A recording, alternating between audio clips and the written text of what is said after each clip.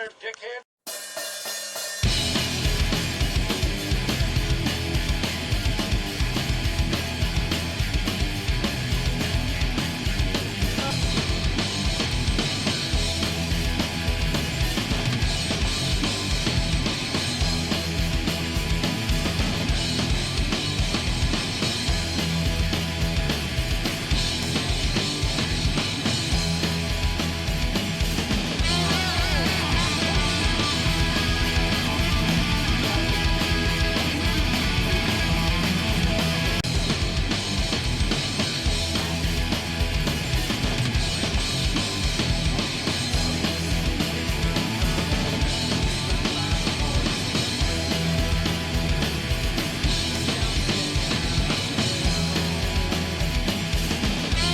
Hello, and welcome to the show that does not run out of bread, milk, and toilet paper.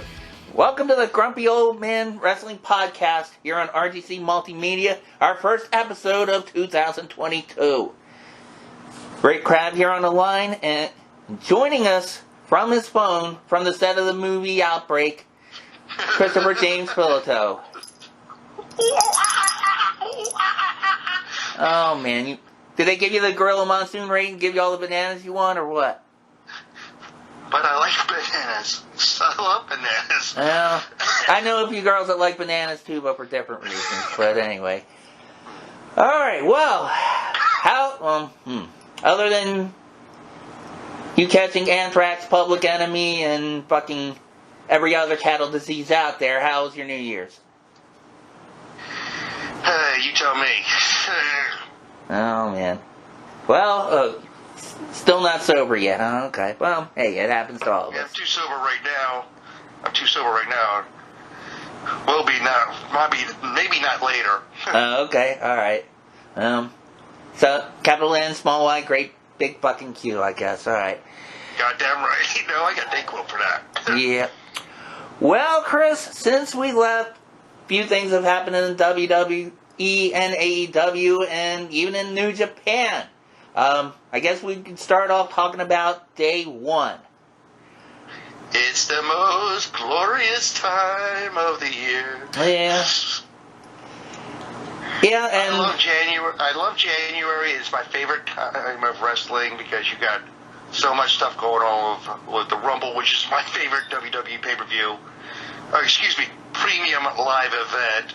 Oh yeah, another McMahonism. And you got Wrestle Kingdom, and now you have day one. And we're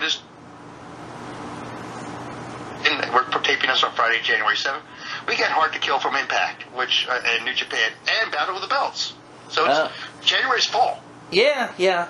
Well, Battle of the Belts hasn't happened as of this taping yet, but we'll start with that. Well, one thing I want to ask your opinion of regarding day one, just before that happened. What do you think of WWE's revised policy regarding COVID testing? Okay, you stop testing, but you, the owner, who is an ancient old man, bails on them. Okay, with half his flunkies with him, who are all up there in age. That's protecting their own ass and not protecting their workers. Especially their worker who is a Universal Champion who just fought a battle with leukemia, Roman Reigns, who couldn't compete in day one because of this, because he tested. Oddly enough, he tested and he tested positive. Yeah. So do you think it was the right decision to switch Brock title matches? No. Yes, and I mean, I figured if they want to set up where it's a title versus title thing, they could have done it at Rumble. I don't think they gave Big E enough of a chance. I mean, they're saying he didn't move the needle, but it's kind of hard to move the needle if you're not on the damn record player, you know? Yeah. Now, the rumor I've been hearing lately is E wants to turn heel. Well, he probably does now, so it's the only way he can get a title shot now. That and the rest of New Day have been wanting to turn heel for a while. Remember, when they first started, they were heels. Oh, yeah, they were kind of like They were like a bunch of, like, I don't know, holy roller, like a preacher gimmick, I guess. But it's like the whole organic thing with Daniel Bryan. They just became so loved. Yeah, they found out they can sell cereal and stuff, you know, and other merchandise. Cereal. And pancakes. Pancakes. T-shirts, unicorn horns. New Day, it's for breakfast, yeah. I still can't believe what they said on live television. What is a whole horde of unicorns called? What? A glory. Oh, and when they were stepping, they said the word, I'm stepping a glory hole into them. I heard that on live television. Oh, man. Rest in peace, Pat Patterson. JBL. What? I didn't say that. I think from JBL, yeah. That wouldn't surprise me. He probably bullied some people into going to a glory hole, that son of a bitch. Mm-hmm. From things I've heard, anyway. The decision to put... Well, Lesnar was there anyway. They had to give him something to do. Okay. He could have just, like... They could have set up a match between him and Big E for the title, or for an episode of Raw. He could have just came out and with his music, dump, dump, dump, dump, and then just, you know, beat whoever won's ass, you know, or something. But no. Or just have him kill Sami Zayn again? No, I mean, that's been done to death. And, God, I mean, who would have thought that Big E would get Kofi'd? I swear. It sounds like what happened, pretty much. Xavier, run. You're next. Run. Yeah. Run. Your crown's not worth it. Crown, run. Yeah. Yeah, throw that crown away, you know. Luckily, it's not the Jerry Lawler style that has, like, where it's, like, solid up top so people could shit in it, but, you know. Yeah. But, giving him the belt, though, that's a head scratcher. Well, I don't know. Mr. Burns is desperate. You know, it's... Well, and from what I heard, I watched it, the main event was maybe about 10 minutes. That was a 10-minute match. Actually, not including intros. Right. Because Lesnar doesn't get paid by the hour. Obviously. Yeah, because when was the last time we saw a long Lesnar match? When he was in the Rumble. Yeah. And he got taken out by Drew McIntyre. Speaking of which, Drew McIntyre out for an indefinite period of time due to neck injury because of they did a work angle at the pay-per-view. Okay. Live premium event. Right.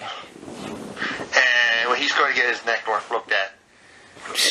And hopefully it's not nothing serious. Yeah. I kind of agree with what Simon Miller said. Live premium event sounds like something you'd order off of Pornhub or something, but... The ex-hamster. Yeah. Right. But, the fact that you would know... Match, yeah, never mind. Again, the best match, and I can't believe I'm saying this, is Becky. Becky's been pouring out great matches. Yeah. Oh, it doesn't surprise me. And Liv has stepped up her game. I guess it's what we've been saying before with Bryan Danielson. Your dance partner is, yup. Yeah. And we can move. I have not watched any WWE programming this week at all because I was so engrossed with watching Wrestle Kingdom. But I have read results, and I heard something that Lashley won a number one contenders match.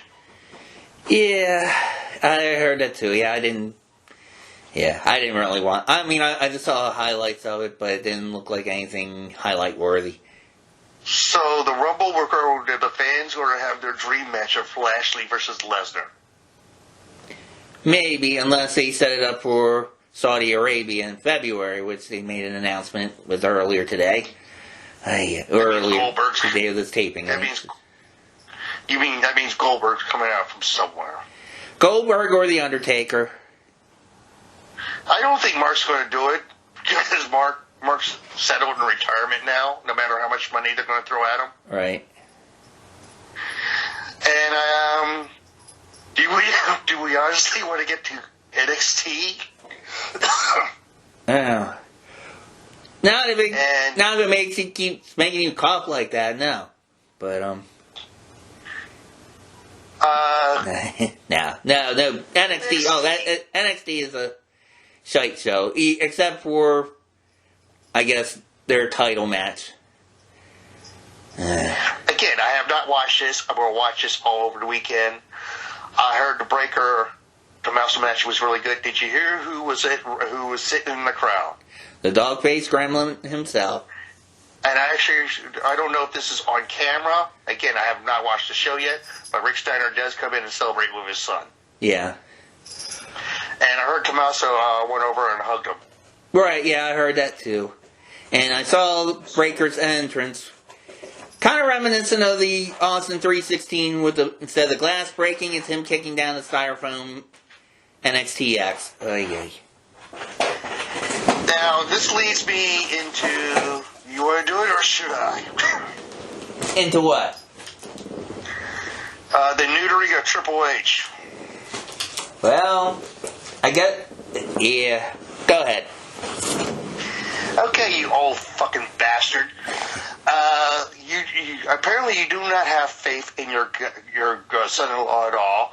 I understand that, playing devil's advocate, I understand that NXT was supposed to be a training ground, like a farm system, right? Yep. He made it into like an indie that could succeed, right? So we thought. Just because they lost to the guys who were indie workers who know how to work the indie system and make it and put out better storylines, this neutered Triple H. He fired all his boys, including William Regal, which anywhere Mr. Regal's going to wind up in, they're going to have a treasure trove right there. Okay? Samoa Joe, where do you think Joe's going to go? You think he's going to go back to Impact? He probably will, because he'll be a big fish in a very small pond. And if Tony Khan is smart, he should snap up Regal like on a bass trout, man. I mean, just right away. Allison Danger, who ran Shimmer. Okay, and that is also Kathy. Her real name's Kathy Carino, Steve Carino's sister. Okay? That Gabe Sapolsky, who booked Ring of Honor during his most successful run. And, yeah, and you probably got that gig, too, because they bought Evolve from him, didn't they? Yeah, and he was running Evolve. So they bought his company and then they fired him. Oh, yeah. And he was also booking Dragon Gate USA when they were running shows in the States. And I've been to a couple Dragon Gate shows. They were fantastic. You're a vile one, Mr. Burns. And what was the Road Dogg? Yeah. Road Dogg. His ass better call somebody in unemployment, unfortunately. That poor guy. Timothy Thatcher. Thatcher's a beast in the ring. He was training these kids. He's amazing. Yeah, I know. Jesus Christ. Some people are thinking it's not Vince's company anymore. It's Nick Khan's company now. It probably is. And now, let me ask you this, Chris. I saw something recently. I don't know if this is true or not. And considering, I forget which site I saw it on Facebook, but there was a rumor that a while back, before Fox got the rights to SmackDown, the original intent was for WWE for the McMahons to sell WWE to Fox. But they said the only reason they didn't is because WWE wanted too much for it. Oh. Again, the rumors are going around that he's consolidating. We're seeing it right before our eyes. Yeah. And poor Triple H. He's been effectively neutered right in front of us. Well, has anybody ever been to a convention to buy movies or even been to Walmart? Just because something's on sale doesn't mean people want to buy it. Yeah. Dumpster fire is still a dumpster fire, right? Yeah. I mean, hell, I know I bought some movies from Big Lots that I kind of want to use for coasters now, but, you know. If I I was Hunter, Paul Levesque, I would look at my wife and say, either we're getting the fuck out of here, or I'm divorcing you, and I'm getting the fuck out of here. Right. I mean, he's got to cut his losses and run. I would, if I was Hunter, I would leave right now. Sean's the only one left down there of one of his boys, and I don't know if he'll get rid of HBK. Would you though, Chris? Because I mean, I got the impression that it's like, I mean, they have his balls in a jar, right? It's in that warehouse of items at Stanford that they, like with the Who's Sean or Hunter's? Hunters. He's fucked. If he would try to do that, Stephanie would basically take what's left of him money wise. He'd become a squeegee kid somewhere in Stanford, Connecticut. Okay. No. Honestly, if he's doing that to him, he has no faith in her either. And I'm being truthful about that. I've been saying that. He has no faith in his children or his stepson at all. Yeah. Forget it. It's his toys. It's his toy chest. He wants to play with them. Nobody else. Right. Especially with this whole thing with Austin Theory. Explain that fucking thing to me. I don't think he can explain it. I'm thinking to the point where it's, I don't know. I mean, we call him Mr. Burns and we say all this shit. It wouldn't surprise me one bit, Chris, if 3 years later we find out he's like Stan Lee and he's got I don't know, crooked promoters, I don't know, kind of doing him wrong and taking his money and shit. Yeah, I mean, all we hear is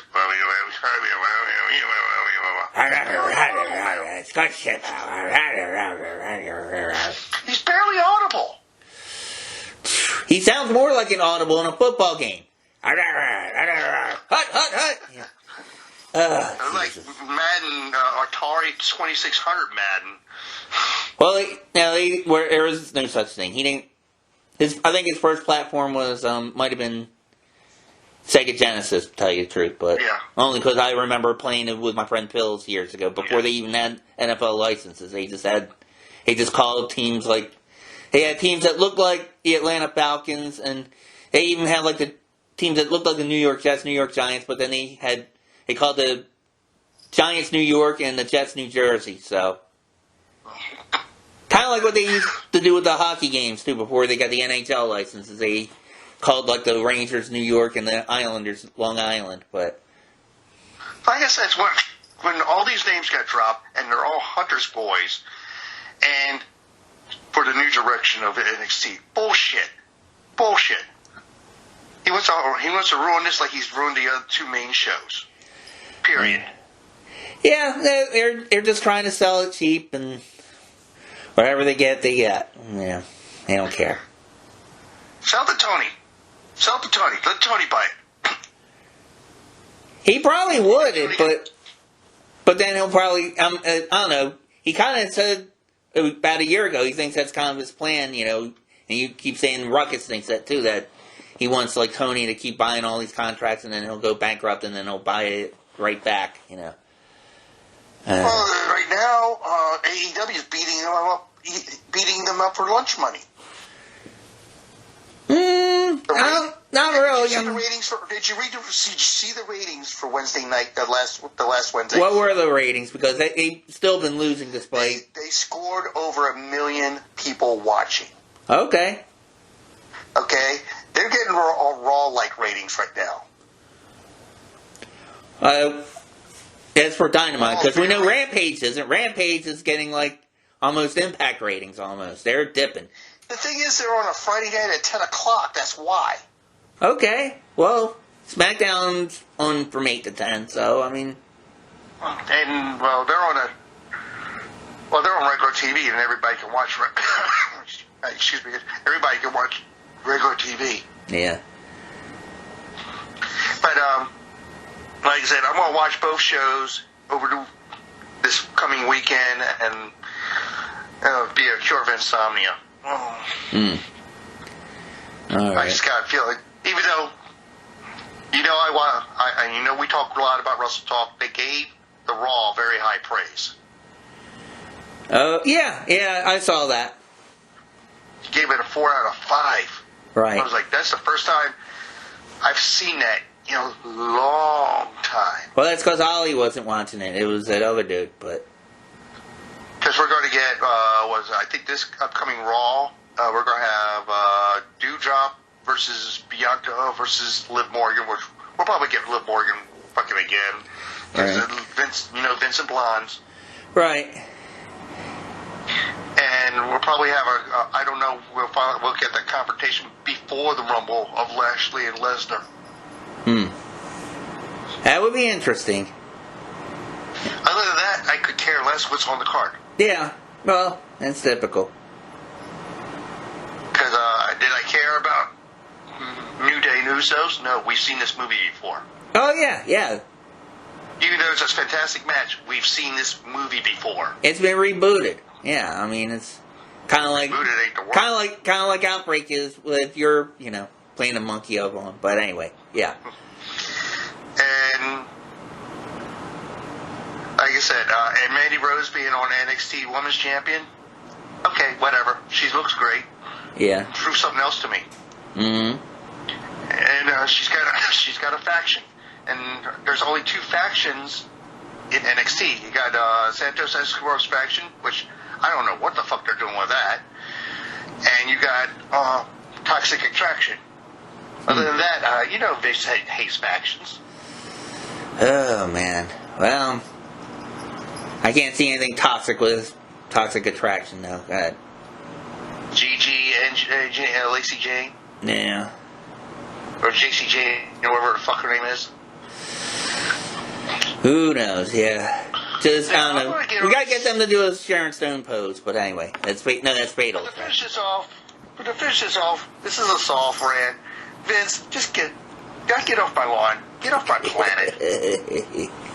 My fucking planet. Oh. Go fuck yourself. Jesus Christ, you stupid old man. Go have some eggs. Yeah. I want to get on to Kingdom, because I did watch both nights of Wrestle Kingdom. Okay. They had their version for the pre-show. Their version of the Royal Rumble. It's called the Ramble. And the last 4 people you could win by over the top rope. There's a referee in the ring, pinfall submission, or disqualification. You're eliminated. Oh, jeez. So yeah, when I say disqualification during a Rumble, yeah. Again, I don't understand the booking of New Japan sometimes. The last 4 people were Chase Owens from Bullet Club, Toru Yano from Chaos, our favorite crazy old man, Minoru Suzuki, and a name you haven't heard in a while, Seema. Wow. Remember Seema? I think he showed up on the first couple of shows of AEW. Yeah, yep. And he's from Dragon Gate, right? Take your word for it. But it's for the KOPW trophy. It looks like a bowling trophy or a wrestling ring. It's basically a gimmick match trophy where you have to defend it in gimmick matches. Okay. And when Yano had it, was all comedy matches and shit like that. So, I'll get to that in night 2. The main show, do you remember, I think they were called the Tempura Boys in Ring of Honor? Show and Yo. Okay. Yo is now Bullet Club. Yo, I'm in Bullet Club, yo. He beat Show. Then we had a DQ, which usually doesn't happen in New Japan. Hiroshi Tanahashi, Rocky Romero, and Taguchi. Taguchi and Rocky are calling themselves the Mega Coaches. Okay. Because Taguchi comes out wearing a soccer uniform every once in a while. Against Kenta, Tachi Ishimori, and El Fantasma of the Bullet Club. Jeez. Kenta and the Bullet Club wins. Then we have United Empire, which is Hade and I'm trying to remember who was in that. And Jeff Cobb beats Naito, members of LIJ, Bushi and Naito. Hmm. Then we had the then this is the one I want to talk to you about. You've heard the name Ren Narita here in New Japan Strong. I think he was supposed to be at the show we were supposed to be at that we got turned away at. Right. He took on his teacher. Has the name Shibata ring a bell? It does. You know he had to force into retirement from a subdural hematoma. Okay, yeah, I heard about this match. Yes, okay. Okay, it was supposed to be a catch wrestling match. No strikes. Shibata got on the mic and said he wants a regular match. Strikes weren't allowed.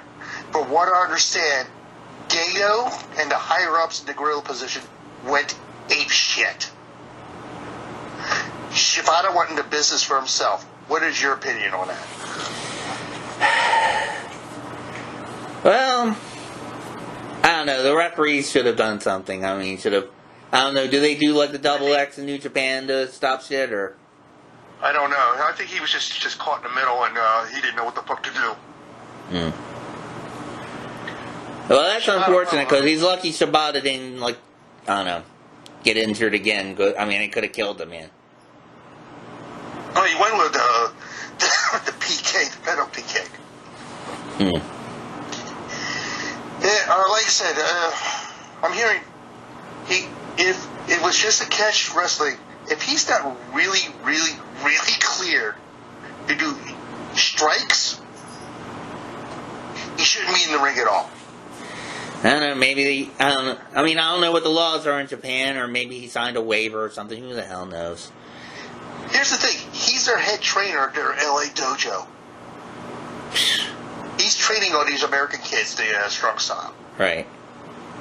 Like the Gabriel kids and all that. I think he's even had a hand to helping Tom Lawler out with his stuff. Hmm. Yeah. So he's very much revered. Right. Then we had the never open weight, excuse me, the never open weight title, which is a title any weight class can go after. Hmm. Right? Okay. The man you saw on Dynamite, Tomohiro Ishii from Chaos. Right. Against the Bullet Club's Evil. No kidding. Evil wins with underhanded tactics. Well, I usually, yeah, because good is dumb. Oh, wait, it's not Spaceballs, it's New Japan. So anyway, go ahead. So that should bring a smile to your face because you know Pockets is in Chaos. I know you're not a big Chaos fan. No. Now I'm more a fan of Control in '99, but anyway. So Chaos loses one title, but they gain another. As your new IWGP Heavyweight Tag Team Champions are Haruki Goto and Yoshihashi, who are in Chaos, where they beat Suzuki-Gun's Zack Sabre Jr. and Tachi, who are to call themselves the Dangerous Techers. Oh, lordy. Tachi came out with his news. Yes, the return of Miho Abe was back. Ah. And here's the interesting thing. After they lost, Tachi, who's supposed to be a heel, basically shook the hands of the winners. Okay. So that's interesting. In the IWGP Junior Heavyweight title match, Hiromu Takahashi versus the champion of Desperado from Suzuki 2 retains. In the world title match, Shingo defended against Okada. Okada wins, LOL. Then he gets confronted at the end of it all by Will Ospreay. Okay. Because that's the main event of night 2. Now this is what... Okay, I'm going to get to this. Gato, Jado, and Bad Luck for LA. We haven't seen Gato and Jado since FMW compete, right? Yeah, probably last time I saw them might have been with Yo and Show, but anyway. And Bad Luck for LA versus Homa and Makabe, who call themselves the Grand Bash heels. And their partner, Yuji Nagata, who took on fucking Moxley on AEW last year. Okay. Yeah, I remember that. Oh, real quick, I have to go back to the Ramble. Guess who made an appearance and actually competed in the ring? Who? Tatsumi Fujinami. Good Lord, how old is he now? 68. He actually going. I forgot who he put in the figure 4, but he put somebody in the figure 4. Oh, jeez. Then you had Suzuki-kun be against Master Wato, Kojima, and Tenzan. Tenzan's still alive. Excuse me, and competing. Wato gets the pin over El Desperado, setting up probably a future title match for the junior title. Oh, God. This is what bugs me. Suzuki-gun had Zack Sabre and Tachi. They were on the pre-show after being in the main title match the night before. Jesus. Weird, isn't it? Yeah, it is. Then you had the Tachi, Zack Sabre Jr., and another Suzuki-gun member. Oh, you'll love his name, Dookie. Oh, God. Against Hiromu Takahashi, Bushi, and the man who main evented the night before, are now on the pre-show, Shingo. Jesus. Dookie and Shingo. God, you're gonna make me get a clip from No Holds Barred, aren't you? Yeah. Dookie. Lord. Where LIJ wins. Then we have for the main show the IWGP Junior Tag titles, the mega coaches of Rocky and Taguchi versus Alpha Tasmo and Taiji Ishimori versus the champions who are now officially called the Flying Tigers. It is Robbie Eagles, who I think you've seen or heard of. Yeah. Mm-hmm. Tiger Mask. He's Tiger Mask now? No, he has there's another guy under the Tiger Mask gimmick and doing the Tiger Mask gimmick. Oh, God. Okay. And they are still the tag team champions. Mm. Now, a groundbreaking match afterwards with the Stardom girls. They're not on the pre-show. They're on the main card now. Okay. In the Tokyo Dome. All right. I'm gonna have you look these girls up. Saya Kamitani and Tan Nakano versus Starlight Kid and Mayu Itoani. Great match. Great fucking match. These are the 4 top girls in Stardom. Maya Ituani, is he related to Come On to Wanalea? I mean... Easy. Okay. Like, Kamitani and Nakano win. Great match. I can't say enough about those girls. Great match. Okay. Then the KOPW title match, the 4-way. Giggity. Seema versus Yano versus Owens versus Suzuki. Suzuki is your new KOPW champion. Oh, Lordy. That means he gets to carry a trophy around in gimmick matches. Mm. What kind of gimmick matches you want to see that Terror do? Stand and slap matches like he usually does. I mean, I don't even know what you call that. I don't sell your chops and I laugh at you. What, you know. Then we had the Never Open Weight 6-man tag titles. The champions are Yo, Tajiro Takahashi, and Evil. They're calling themselves inside the Bullet Club, the House of Torture. Okay. Against members of Chaos, Haruki Goto, Yoshihashi, and Yo. The House of Torture are still your 6-man tag champs. Wait a minute, you had Sho and Yo on different teams? Yep. Yeah. Oh, good God. Because Sho is a heel. Ah. He's with the Bullet Club. Anybody wearing Bullet Club is heel. All in right. Japan. Okay. Then we had Sonata versus Great Khan. I skipped over that match because I don't like either or, and Sonata wins. All right. Naito beats Jeff Cobb. Wow. Jeff Cobb is a monster in Japan right now. He's just tearing through everything. Right. He is the kaiju they need. Oh, yeah. Oh, yeah. Well, he was in MLW recently, too. Mm-hmm. Then the IWGP U.S. title match, no DQ. Did you hear about this match? Other than the picture I sent you. Refresh my memory. Kenta's back. Oh, wow. Okay. That was Kenta's back. Kenta lost the belt to Tanahashi. Kenta now has a dislocated hip. He has multiple abrasions, and he has multiple bruises. He will not make the show this weekend, upcoming weekend, with the Noah versus New Japan show. Oh, jeez Whiz. He is that banged up. But, I mean, it was a very violent match, and Kenta bled buckets. The finish was Tanahashi's slash is called the high five flow. Okay. He did it off the top of a ladder through a table. Oh, my God. And it was one of those, not the regular ladder, it's one of those ladders you have to bolt in the side. Those extra tall ladders. Then, what I consider a match of the night, I'm going to sound like Meltzer on this one. Okada retains against Ospreay.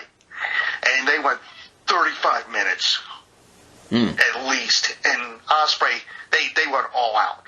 There was no rest holds. They went all out. All right. Cool. Like I said, these two shows are better than probably all WWE programming this week combined. I wouldn't doubt that. Although, I don't know, there are some things it sounds like they could be the undercard of Impact, though, from what you're telling, how you're describing them. But, yeah, I mean, that's kind of like setting the the bar kind of low. I mean. Okay, now do you want to hit on your rant before we get to Dynamite rant? Dynamite notes? Well, this match was part of Dynamite, so go through the match. Oh, yeah, was it on Dynamite? It was the last match of Dynamite, if I'm not mistaken. It was on Rampage. It was on Rampage during New Year's weekend. The New Year's Smash? Okay. Oh, yeah, okay. Yeah. Yeah, go to Dynamite first. We'll do Dynamite first? Okay. Yeah. What did you think of the Hangman Brett Danielson match? Excellent. I mean, how they set it up at the beginning was brilliant, where they left people in doubt whether the match was going to go to a draw or not, and, I thought it was a great storyline, and it was a vicious fight. I mean, it was a fight. That's what you want to see in wrestling. You want to see violence. You want it to look like a sport. If they actually made AEW into like a shoot fighting, that's about as close as you're going to get. So I was kind of surprised that they, that Danielson lost without like some kind of screw job finish or something like that. But I was pleasantly surprised for that. So. He bled buckets. Right. And the fact, I don't know if he sold it like this or it was just a shoot where Hangman tried to give him the lariat and right when he was about to, he collapsed, but... Well, there's somebody said that it's kind of like what Omega did to Okada when Okada tried to set him up for the Rainmaker and Omega just collapsed after 64 minutes. Right. So they could have been ripping that off a little bit. Possibly. But I thought it was great. Do you think it was better than the Broadway match? Two different things. It's like comparing pizza and ice cream. I like pizza and ice cream. I do too, but I mean... actually, I thought they were good matches. Actually, I like the Broadway better, though. Mm-hmm. Less bloody? Well, not because of the blood. I like the blood, but I'm just saying it's, I thought it was just a better match altogether, but... Mm-hmm. Now, the Acclaim segment, that they're going after Darby now? Well, they gotta go after somebody. I thought he was still in the doghouse. No, he came out of it, though. His promos are actually getting over. Plus, remember where they were. They were in New Jersey, so it was like he was a hometown boy. In a brilliant stroke of booking, MJF's match. Oh, the screw job? Yeah. Yeah, the Captain Sean Dean match. Go ahead. This is all yours. Why? I mean, no, I liked that. I thought it was hilarious. And I mean, and then the comebacks at the end. They had some zingers. I forget what they said. Did you take notes on that? Because I remember I was left. All I did was write winners and losers. Oh, okay. No, because there was some inside baseball about that, basically, about MJF saying you never headlined at WrestleMania, and then Punk said something. We haven't gotten to the promo yet. Okay. But, well, yeah, I mean, that promo was right after that match, Chris. Come on. Yeah. Oh, yeah. But, yeah. You'd be on a buy one, get one free, and you'll be released in 4 days. That's what it was. That was awesome. That was a great line. But what'd you think of the Jericho 2.0 segment? I'll be honest. I like Jericho, but I'm starting to get bored with some of the shit now, to tell you the truth.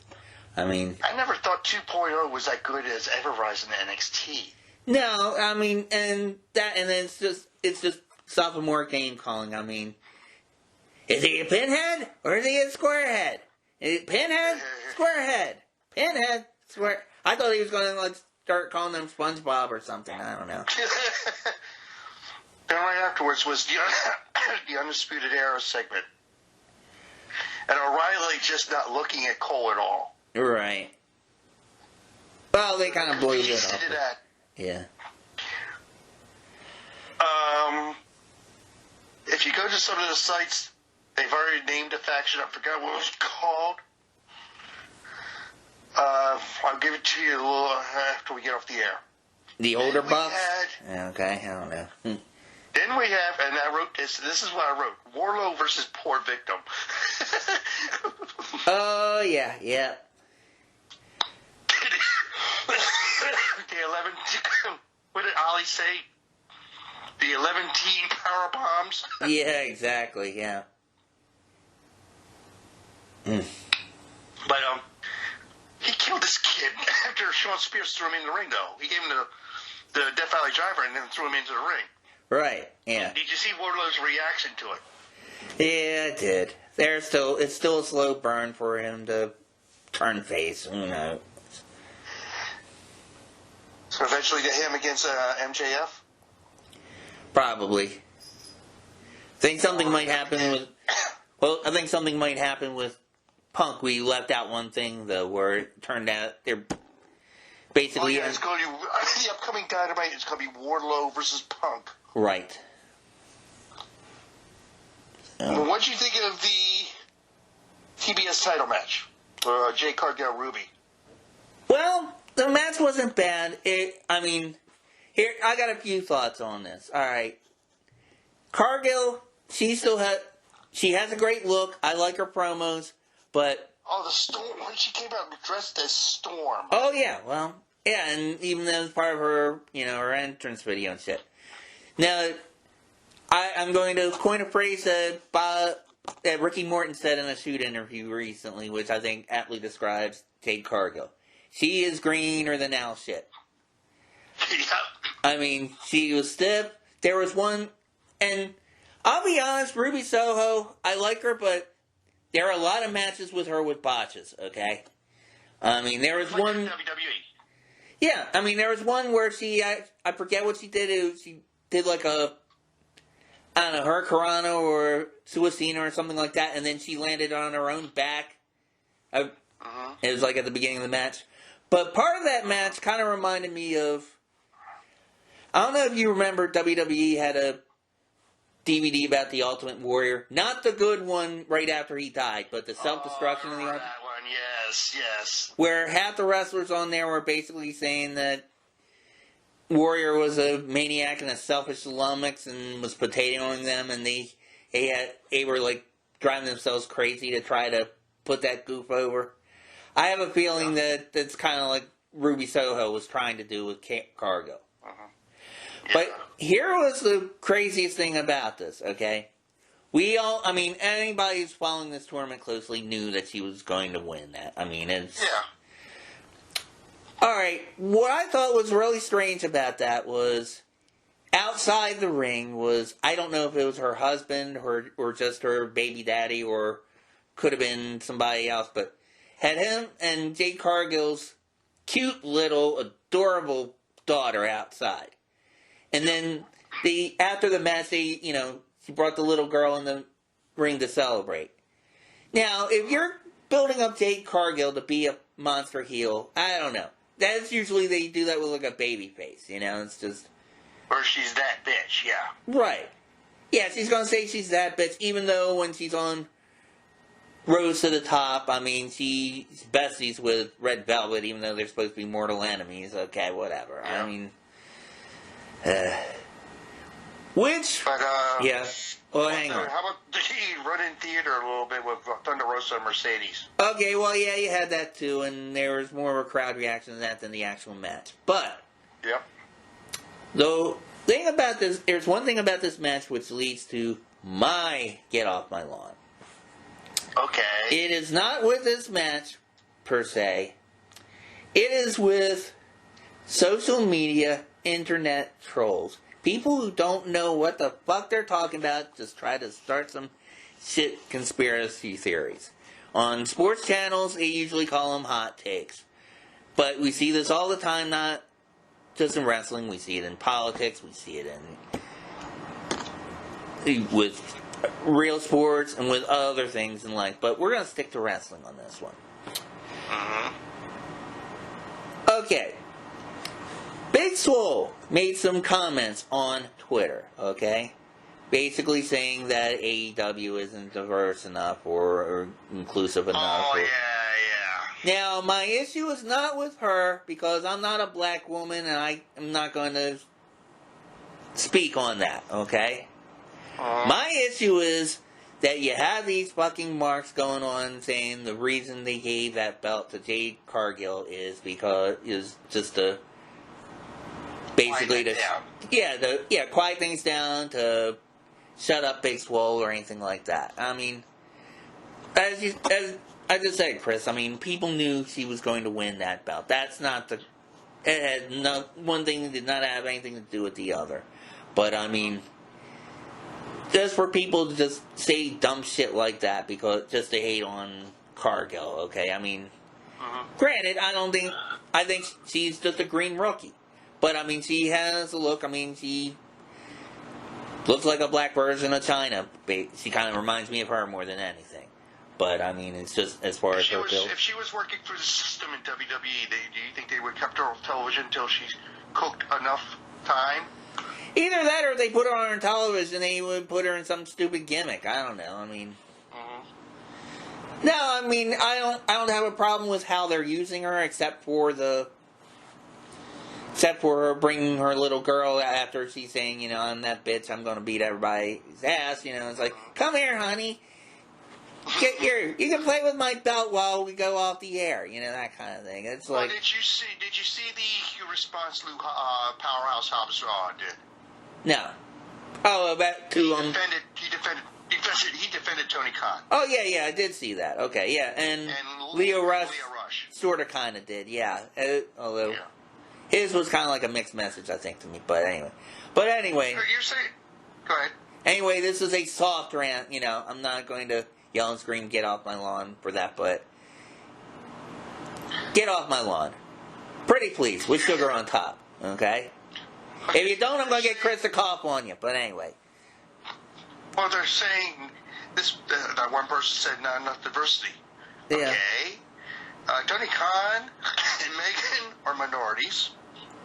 Powerhouse Hobbs, Leo Rush, Dante Martin. Right. Lee Moriarty. Who else? Red Velvet. Not enough? Scorpion. Well, the whole thing is, yeah, this was another issue I had with that. Tony Khan basically going on a tweet like that didn't help his cause. I mean, he basically sounds like that. Oh, I've got black friends. I got gay friends too. Yeah, that's how he came across as. And the biggest one, Nyla Rose. Yeah, there's definitely diversity there. Yeah. But many different levels. Yeah. But. So, you thought the match was serviceable? I mean, it did what it was supposed to, yeah. I mean... Then we get to the Serena Deeb interview, and I'm loving Deeb even more. Oh, yeah. I like that interview, too. I thought she was going to hit Jim Ross or something, but, Now, the match we knew that was going to happen. We saw a murder of a Pillman. Yeah, like I said, it's Black Mist versus Hockey Hair, yeah. Right. Now, was that a botch before the Black Mass, or was that planned? But Pillman, it's hard to say. I don't know. They make him look so much like a fucking goof there. They really do. Better and more goofy than his dad in his early run? And it's funny you mention that, though, because I remember him, having that fiery promo the week before, and he's like saying, you're going to see a new Pillman. That's what I thought was going to happen. I thought he was going to start acting like his dad. Start becoming another loose cannon. No, he comes out with Pirate Julia. Yep. And by the way, did you see her Twitter? No. She superimposed her face on a pirate body. Oh, God. Yeah. Is she going to start coming from a pineapple under the sea? Yeah. But we knew Black was going to win. Yeah, we both of course. knew Black was going to win. And did you hear the Brody chants for Brody King? Yeah. Yeah, they thought he was going to come out. And they kind of teased it at the end, too, with the tag team match because the lights were going out and all that other shit, too. And yeah. Well, Lucia's made the save, so... Right. Then we get to the segment in the back with Ruby, Britt, and Rio. Yeah. And Thunder Rosa says she's hunting for a title on Twitter. So you might as well throw all that in a mix. Be very quiet. Thunder Rosa is hunting. Yep. I'm sorry, like you, I probably got smacked down right now, and I'm seeing the most wisest man of them all. Yeah. Yeah. Now we're going to get to the tag title match and the botch. Right. What'd you think of the match up to the botch? I thought it was a good match. And, it's unfortunate about the botch, but... Well, was that just bad luck, or something else? Yeah, it was bad luck. I don't think it was, What else do you think it could be? I don't know, because Luchasaurus is really usually fluid and crisp in the ring. You think? I don't know. I think there have been some times I thought he was kind of like, as green as his makeup, but... Mm-hmm. But the star of that match was Jungle Boy. Oh, yeah. And I think... They're pushing that boy to the moon right now. Right. Because I saw some shit out of him I've never seen before. Yeah, and I don't know, it seems like...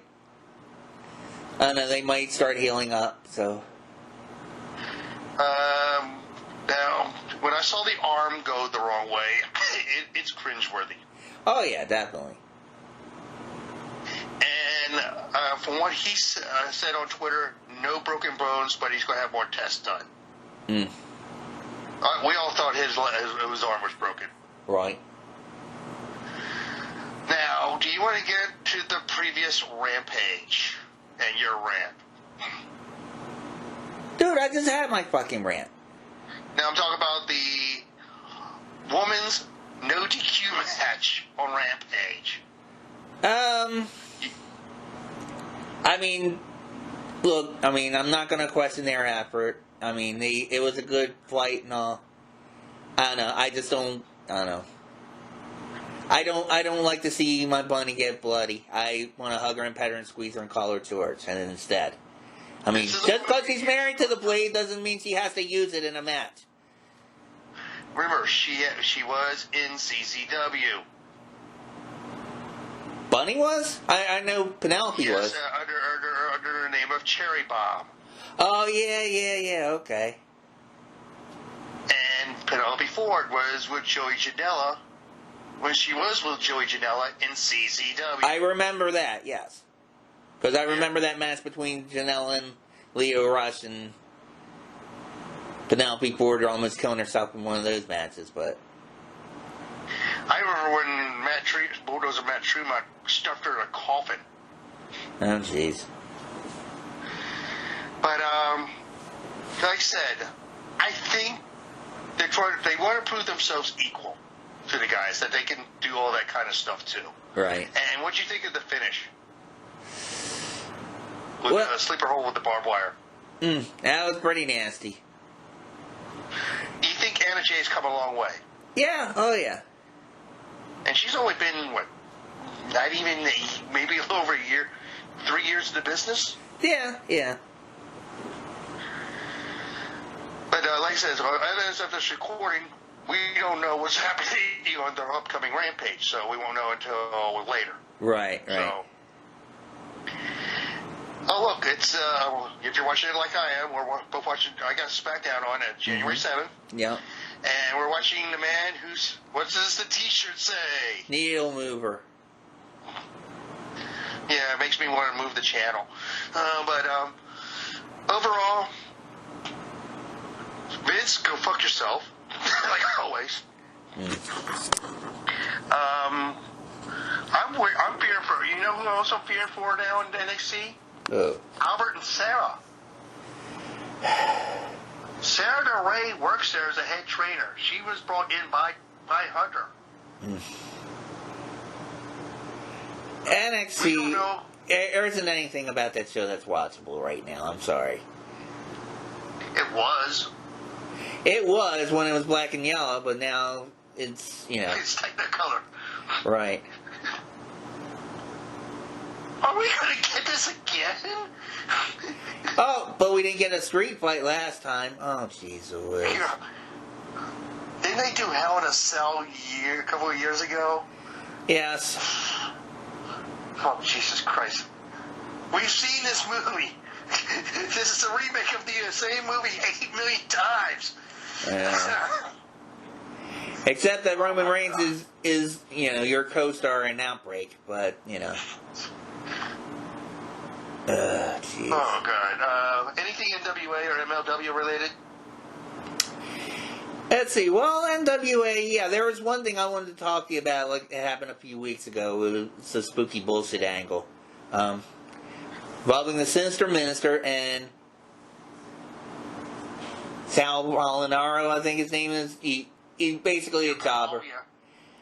Yeah, your pal Sal? Your pal Sal. Well, apparently he wanted to join with the Sinister Minister, and in order to do that, Sinister Minister made him do a few things. He said, okay, I want you to bark like a dog, I want you to crawl, and finally, he made him drink like this. It was supposed to be like some kind of blood in a chalice, and he was like drinking on it and choking on it and all this other stuff, so we might see our pal Sal be seal our heel, whatever, so. Oh, God. MLW, they have an interesting storyline there. Okay. They had, you had Jeff Cobb, if you remember, he was Hammerstone's partner in the War Chamber. Well, yeah. They had a storyline where El Jefe gave, every member of the team, these gold watches, and Hemorrhoid turned them down, so he decided, Cesar Duran wants to screw over Hemorrhoid and Richard Holiday. So they decided to have a card in Tijuana with the promotion called Crash, called MLW Azteca. And they just had a match. It was called I think it was like a Armageddon match or something stupid. They had Hemorrhoid again teaming with Poblano against King Huertas and a guy you're familiar with watching Impact, Black Taurus. The ending of that match turned out to be a screw job where basically Hemorrhoid's partner and the other two Rudos beat up Hammerstone and took him away, had the mask Attack Underground dudes, whatever you call them, take him away, took him in the van. Meanwhile, there was a match between Psycho Clown and Richard Holiday, with Alicia Toot walking with him at ringside, and she was at the ringside table. The Toot. Yep. When all of a sudden, one of Cesar Duran's guys takes away a Toot and screws over Richard Holiday. And then Richard Holiday goes to confront him about it. Where's Alicia? What'd you do with her? He said, we protected her from her. You don't know what that Psycho Clown's. But anyway, I have someone else to see you. It was someone who is allegedly a Mexican police officer who took Richard Holiday in jail. So Richard Holiday supposedly in a Mexican jail, and Hemorrhoid, we don't know where he is, and we don't know where Alicia Toot is. So, MLW could be interesting watching next week. Viewing in the following. I'm hearing Hammerstone showed up in Mexico to dead reaction. Well, yeah, he did. There was a lot of bumped-in crowd noise. Also, now this makes no sense. You have Cesar Duran, who's Mexican. He came out to the crowd to say, I bringing the lucha, I want you, and he's saying this all in English to chant lucha, lucha, and then people were chanting lucha, lucha. Where the rest of the match, you still had Rich Holiday and his partner doing the commentary in English, where you still had a Spanish-speaking ring announcer introducing everyone, and I don't know, it's kind of weird. Mm-hmm. And it sounded like it's some fake crowd noise, and speaking of fake crowd noise, there probably is some here. Yeah, watching a SmackDown and watching. You're a fan of Red Green like I am with seeing Moose Johnson. Actually, I'm thinking I don't know. Him and Hammerstone, I think, look a lot alike now, so. Yeah. I'm a lumberjack and I'm okay. Yeah. But, I want you to do my decision for me for the upcoming weekend. Uh-huh. Battle of the Belts. Hard to Kill. New Japan versus Noah. I'll watch Battle of the Belts. Which one should I? Huh? I'll watch Battle of the Belts. I'll probably watch Hard to Kill because I really want to see Mickey and Deanna in a Texas Death Match. Yeah. You're okay. And we got that 6-way women's Ultimate X. Okay, use a lotion. Then again, I never liked that gimmick match. Okay, well, use a lotion and a drop cloth just for precautionary measures. Well, did you ever like that match? No. Because it's just hanging from wire. You can get a ladder and go up, Yeah, it's freaking stupid. It was a Don Callis creation.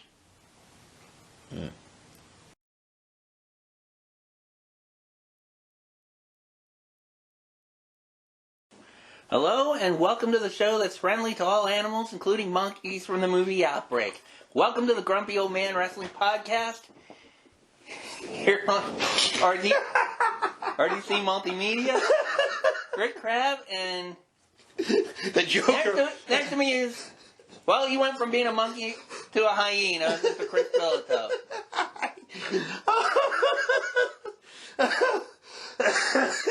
Damn, I got tears in my eyes. Thank you. Lord.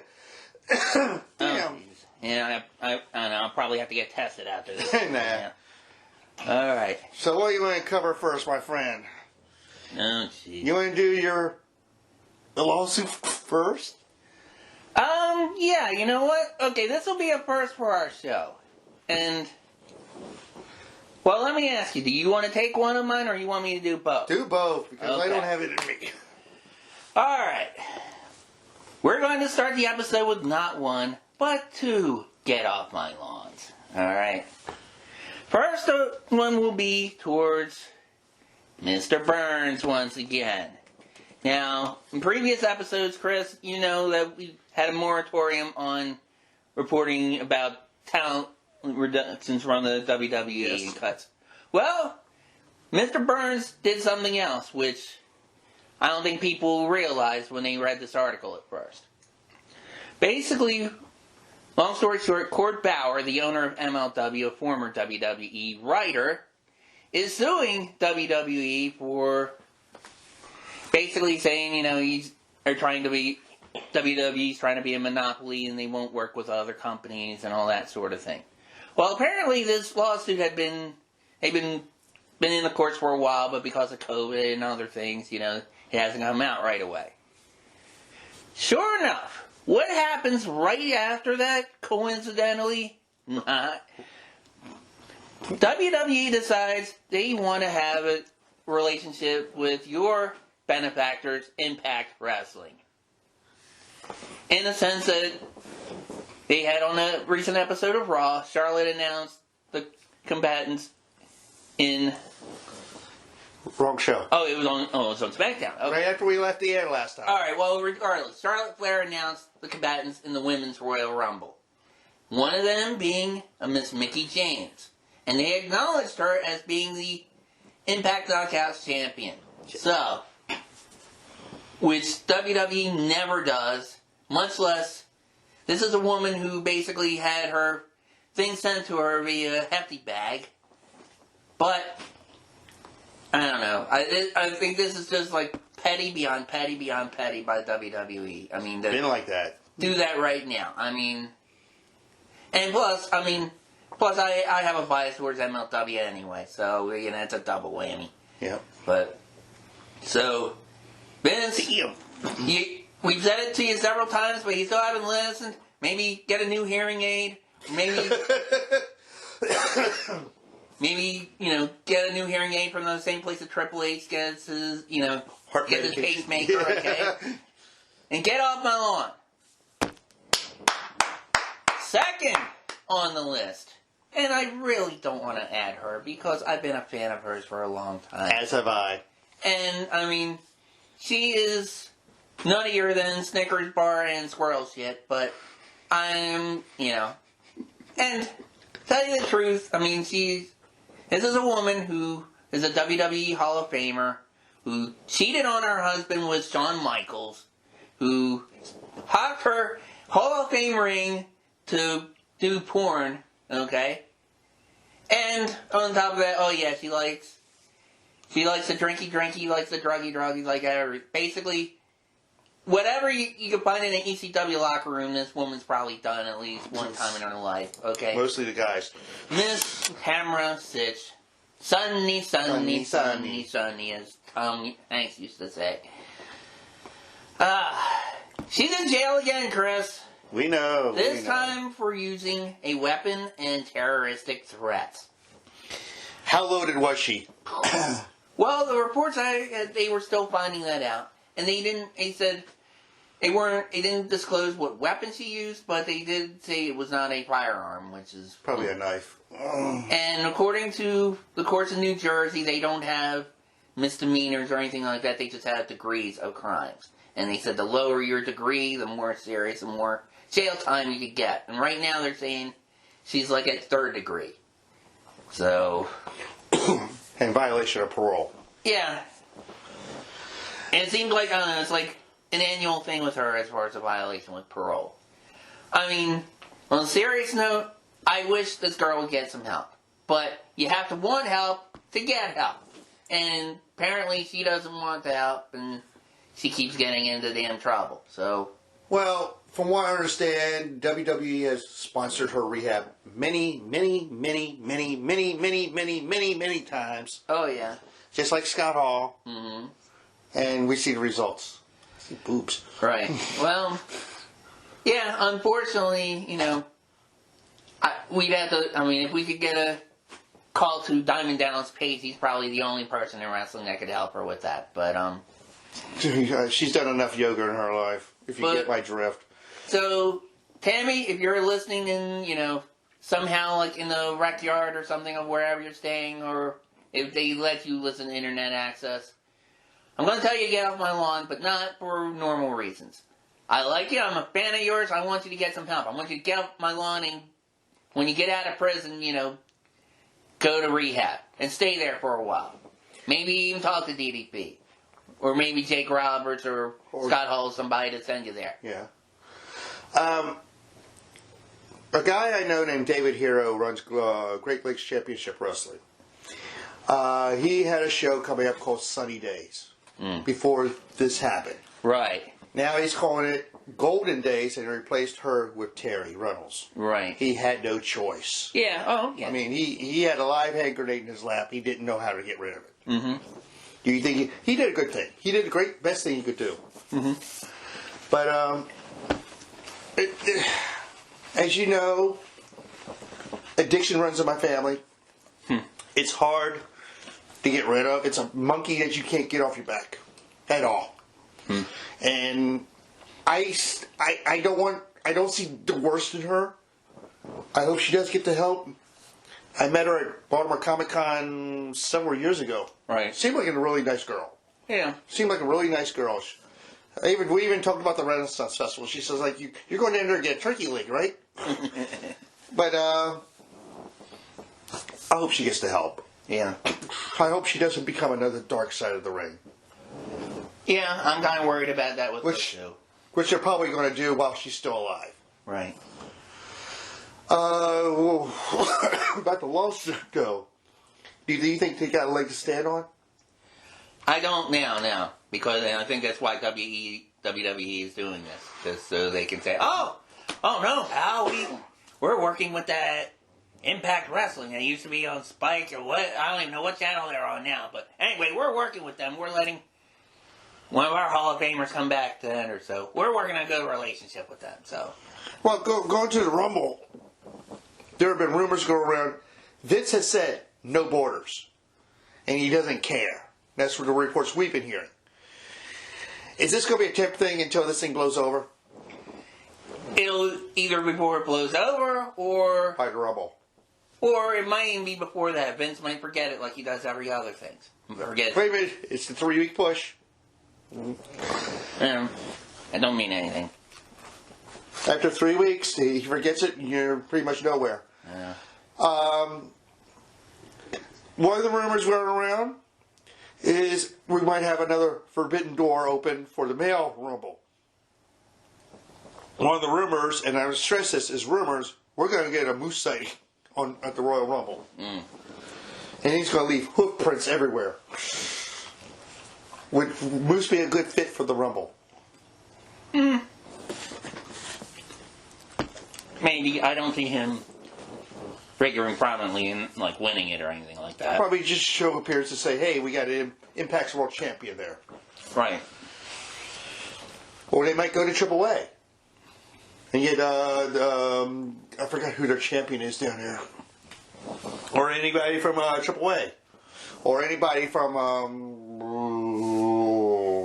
any of the non-existent Ring of Honor guys that need a job right now. Yeah, well, a lot of them were non-existent NXT guys, too. So, I mean, who knows? Well, there's one guy who's not going to go to WWE because he wants to go to AEW. Is my new favorite guy from Ring of Honor, Danhausen. He has stated that he wants to go to AEW. I don't know if you saw any of his recent tweets. He was cracking me up. He was saying how he was signed by... He was confusing AEW with A&W Root Beer. Yeah. I've been signed to work the drive-thru at A&W. So Danhausen will be on TV now. Well, he broke character a little bit on... say, stop asking my wife for my updates on my leg. Right. And leave the man alone. Yeah. Leave the man alone. It's like the whole, what was it, CM Punk pipe bomb, where you go up to them in an airport at 4 in the morning. You don't do that. Right? Right, but you know what? I kind of agree with the guy who called him out on his bullshit. It's like saying, okay, you're worried about COVID, yet you'll go in to do a mosh pit in the crowd without a mask and all that. Yeah. And Punk gave us the excuse, well, I was vaccinated, I had to go through the crowd and all that. Well, you know what? So did everybody in that building. Mm-hmm. I mean, was that the night of the ice cream bars? Mm-hmm. Mm-hmm. Everybody got free ice cream. Yeah. I wouldn't mind some ice cream right now. But, jeez. But like I said, it's... Wow, damn, where are they at? Never mind. We're watching SmackDown. They're in Omaha, Nebraska. It looks like blizzard conditions almost. Yeah, looks like a Peyton Manning game in Denver. Omaha! But, like I said, nice. So you even show Moxley on this thing. I'm looking forward. The show I'm looking forward to coming up is the Hammerstein Ballroom GCW show. Right. Did you hear what the main event is? What? Moxley will return and defend the world title against the notorious 187 Homicide. Interesting. The Briscoes, as of the weekend of this taping, have an open challenge in Chicago. Okay. We do not know. Some team called the Rejects are going to show up. One guy who took on Alex Colon in a death match. I forgot the guy's name. And I think the other one's Matt Tremont, the Bulldozer. And it's going to be deathmatch guys. So there's going to be plunder everywhere. But the back and forth between the Briscoes and FTR on Twitter. Did you see the FTR video on Twitter? No. You got to find it. It is fucking excellent. Oh, jeez. He almost said, Dax almost said what's their tagline when they leave? Top guys out. Okay. He says, no, we reserve that for our promos. We are the top guys. Fuck yourself. And then the Briscoes respond and goes, oh shit, they spoke. The Twitter war, the videos that are now out between the two are amazing. You have to see them. You have to see them on Twitter. Just go find Jay Briscoe's Twitter account, and I think either Dax or Cash has been putting them on the FTR account. But when I saw these, speculation, not prediction. Are we going to see a Briscoe FTR match on television soon? I'm sure soon. Because the Briscoe said we won't stop at FTR. We're going to kill every one of them. And even Dax said something about Jay's hair and having dreadlocks. It says Jay took that hat off and says, "I got the most beautiful hair in the fucking business." Yeah. I heard stories about Nakamura. He's out for some time. I don't know for how long though. He's dealing with injuries. Jeez. God, I hope Zayn was wearing a cup with that flipped over the top rope. Yeah. Johnny Knoxville in the Rumble. Jesus Christ. Well, I mean, they That Drew Carey. Edgar Terry. Pete Rose within 1 year, yeah. So, are we going to have a feud between Sami Zayn and Johnny Knoxville? Maybe. Or just Sami Zayn will throw him out. Please say you didn't resign. Go somewhere else, put the mask back on, and be El Generico. Hell, it's a girl that probably looks a lot like Shotzi. I don't know if you... Oh, green hair and everything? And the helmet even. I see her, yeah. Sorry if folks were watching SmackDown. Like I said, after we left the air of the last recording, we were shocked twice by this show. Yeah. One by Mickey James and the other, Seth Rollins. And we'll get to that in a sec. All right. Do you want to get to the reviews? It's because, like I said, I don't remember much of Battle of the Belts. All right, yes, hang on a second. Okay. You always do this. It's like... Is that a skateboard ramp? The moves... Oh, yeah, that's what it looks like. See? What? Insane. What? First episode of Insane, okay. See, he comes out as a skateboard, I won't fucking lose it. Oh, God. Oh, and we have a 21st birthday of an NXT superstar, Miss Cora Jade. 21st? 21st. Oh, Jesus. No. Okay, this actually looks like this might be funny. Okay. It's two yokel guys from which promotion out there, probably. Yeah. But, Alright. Alright, well, as we're Watching Sami Zayn channels Enter Evil Knievel with a grocery cart, it looks like. I wrote it down. If you can read okay. It. If you can read Chris that. wrote with his big toe the results of Battle of the Belts from AEW. We'll start with that. What'd you think of the show altogether, though? It was good. I would have actually made it a little longer in some of the matches that they had in Dynamite prior to that, the title matches. I even had the Daniel Bryan Hangman match on that. Was that only an hour long? No, that was only like a 20-minute one. No, I'm talking about the show itself, the Battle of the Belts. Yeah, I think it was either an hour. It might have been 2. Yeah. Like I said, I was a little bit inebriated watching this, so I wrote down results and I don't remember anything.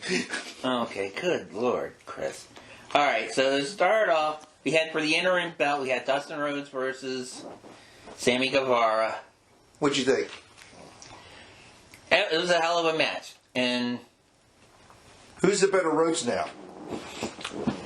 I would say Dustin. Me too. This is the resurgence of Dustin since he came Dustin's here. more like their agent anyway. I mean, he's the coach, and, What's the story I heard that he popped out a Canadian destroyer? That was a sick move. He actually did it, like, off the top rope and, like, I think through a table, How old is he? He's our age. He's a grumpy old man like us. And he looks like his dad. Yeah. Well, a little bit in the face, but oh, jeez, it was. Okay. He's like Evil Knievel, they're gonna, like, stop. Okay. He's gonna go...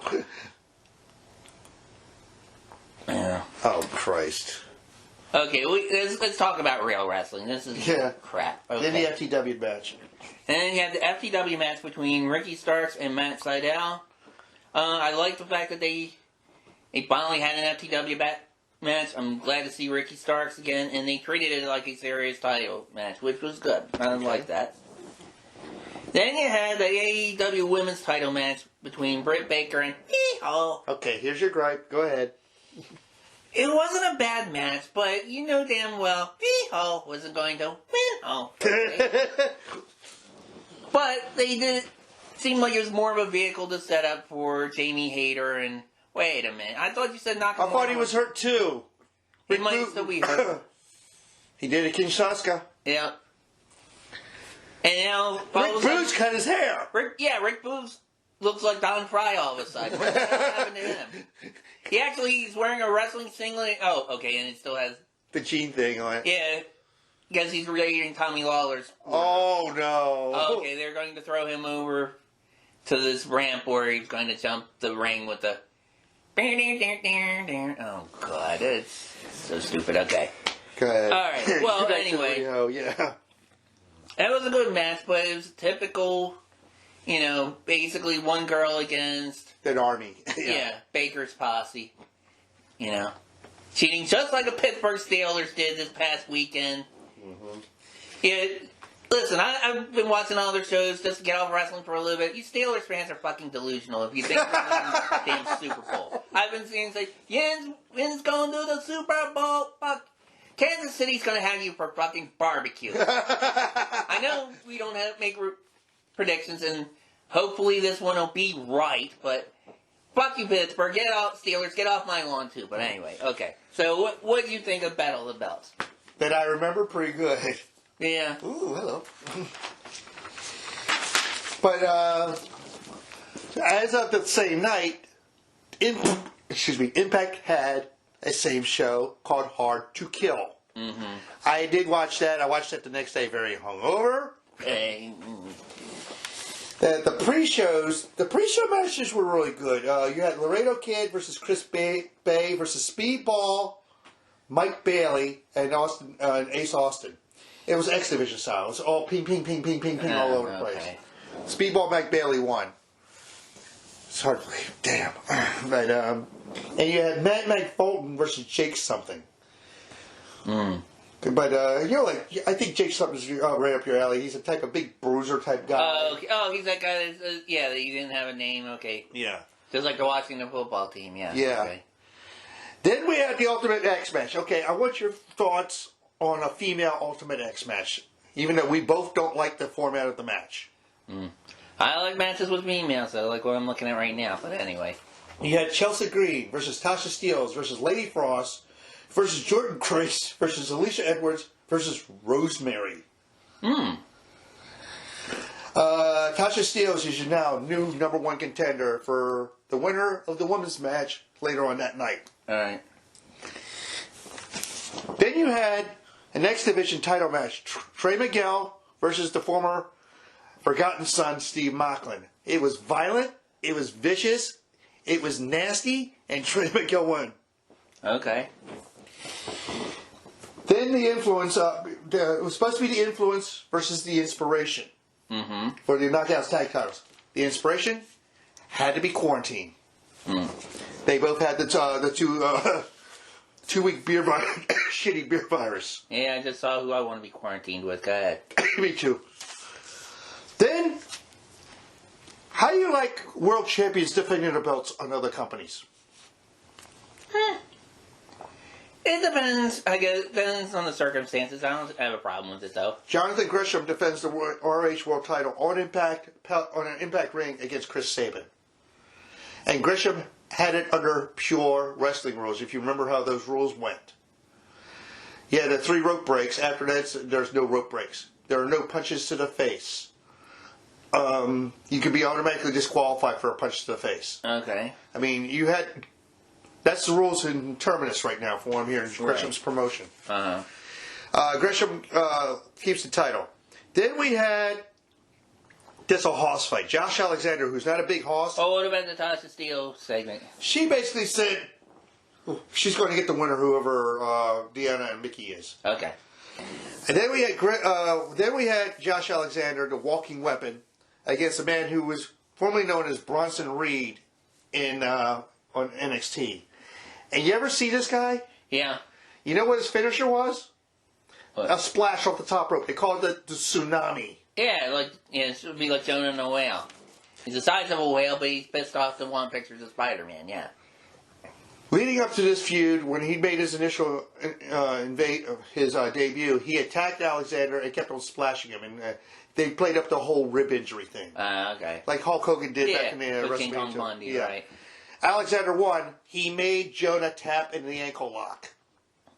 Great match. Very good match. Okay. Then we had the Hardcore War. There's a lot of people in this one. And they did it like a gauntlet style, like a Royal Rumble. Okay. Like an elimination chain. Not elimination chain, war game style. Gotcha. Willie Mack, Baltimore's own Rich Swann, Eddie Edwards, Heath Slater, or just Heath, Rhino versus the Good Brothers and all 3 members of Violent by Design. Eric Young bled buckets all over the place in this. You name it, it was used. Oh, man. Including kendo sticks, which Eddie calls Kenny. Okay. But the faces win. But after that match, we had the invasion. We had Matt Taven and Mike Bennett hit the ring first and attack the baby faces. Then all of a sudden, here comes Vincent. Here comes PCO out of nowhere. And I never knew Vincent's Swanton's called Red Rum. Okay. He hit the Red Rum on Willie Mack, I think, or Swan. And for a company that doesn't exist until April, so as of we right now, what do you think of this invasion angle? Stupid. You can't invade something if you're homeless, okay? Yeah. I mean, you can if it's a block of Baltimore City, but not for a wrestling company. Here's the thing. After the invasion angle, Gia Miller, the interview girl, got a hold of Scott D'Amore and says, and even D'Amore says, I don't know what's going on. I'm going to make a phone call to Baltimore. Yeah. What do you expect, okay? Which is a shame that we can't go to see that live, which actually... From what I heard, Final Battle was awesome. Live to watch that's live. what I heard too. Then we had the world title match. Moose versus the man we used to know as Big Cass W. Morrissey and Matt Cardona. Chelsea got involved. Chelsea got taken out. Right. Moose retains with a spear on Cardona. Yeah, they carry. I'll get to the regular Impact review. It looks like they're carrying over the Morrissey Moose It's going to be a hoss fight. Morrissey, I think, turned face. Okay. Then we had the Texas Deathmatch Knockouts title match. Okay, now let me ask you something. This, if I'm not mistaken, wasn't this in Tennessee? This was in Dallas. Oh, it was in Dallas. It was in Dallas, right. yes. In front of a live crowd. Mickey James versus Deanna Purrazzo. Both bled. Tables, chairs, and thumbtacks were introduced. Mickey took the thumbtack bump on her back. Even Deanna kind of landed on her hands a little bit with him. I mean, there's thumbtacks in there. Both of them are hurt. Both of them are going to be banged up for a while. But Mickey James retains the Knockouts title. I thought it was a really good pay-per-view. I really thought it was a really good pay-per-view. Unfortunately, that means we also have to do a 12-bell salute for Deanna Purrazzo since it was a death match. And well, do you remember the rules of a regular death match? You had to pin them first, then they had to make the 10 count. Okay. Oh, wow. So now we have Natty Neidhart going for a 3.8 second Guinness record against Aaliyah. Now, is that the singer Aaliyah, or it's just another hot chick? No, Aaliyah's dead. That's the singer. Aaliyah's dead. I thought that was Selena. No, Aaliyah's dead. Oh. She died in a plane crash. And who's this Aaliyah? A Persian girl. One of the NXT girls. When they did the Breaking Ground documentary with William Shatner, she was one of the subjects of the documentary. Oh, okay. And they said they had a long time to cook her in the oven. She didn't know shit. She didn't know shit. Yeah. And they basically had her with Robbie E. Remember Robbie? She looks like she's been cooked by Gordon Ramsay. God damn. Do you remember Robbie E. from the old TNA days? Yeah. He's Robert Stone in NXT. He was managing this girl. Oh, her. Okay. Yeah. All right. Yeah. That's right. I gave up on NXT when they started puking Nickelodeon. But anyway. We'll get to that in a little bit. Then I got to Raw.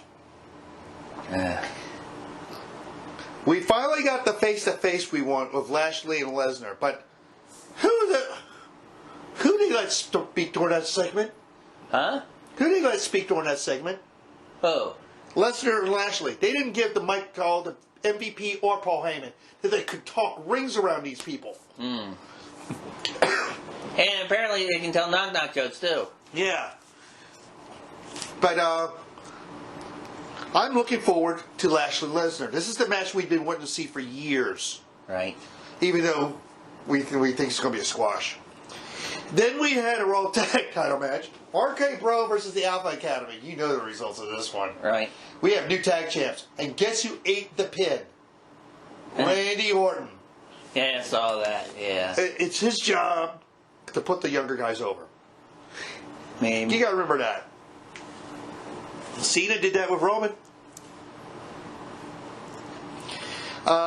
Then we had the Street Profits and Damian Priest against the Dirty Dogs and Apollo Crews. Oh, wow. And they're trying to keep the Damon in, if you get it. Uh-huh. I know, we both have. Did she win? Yeah, she was a surprise roll-up.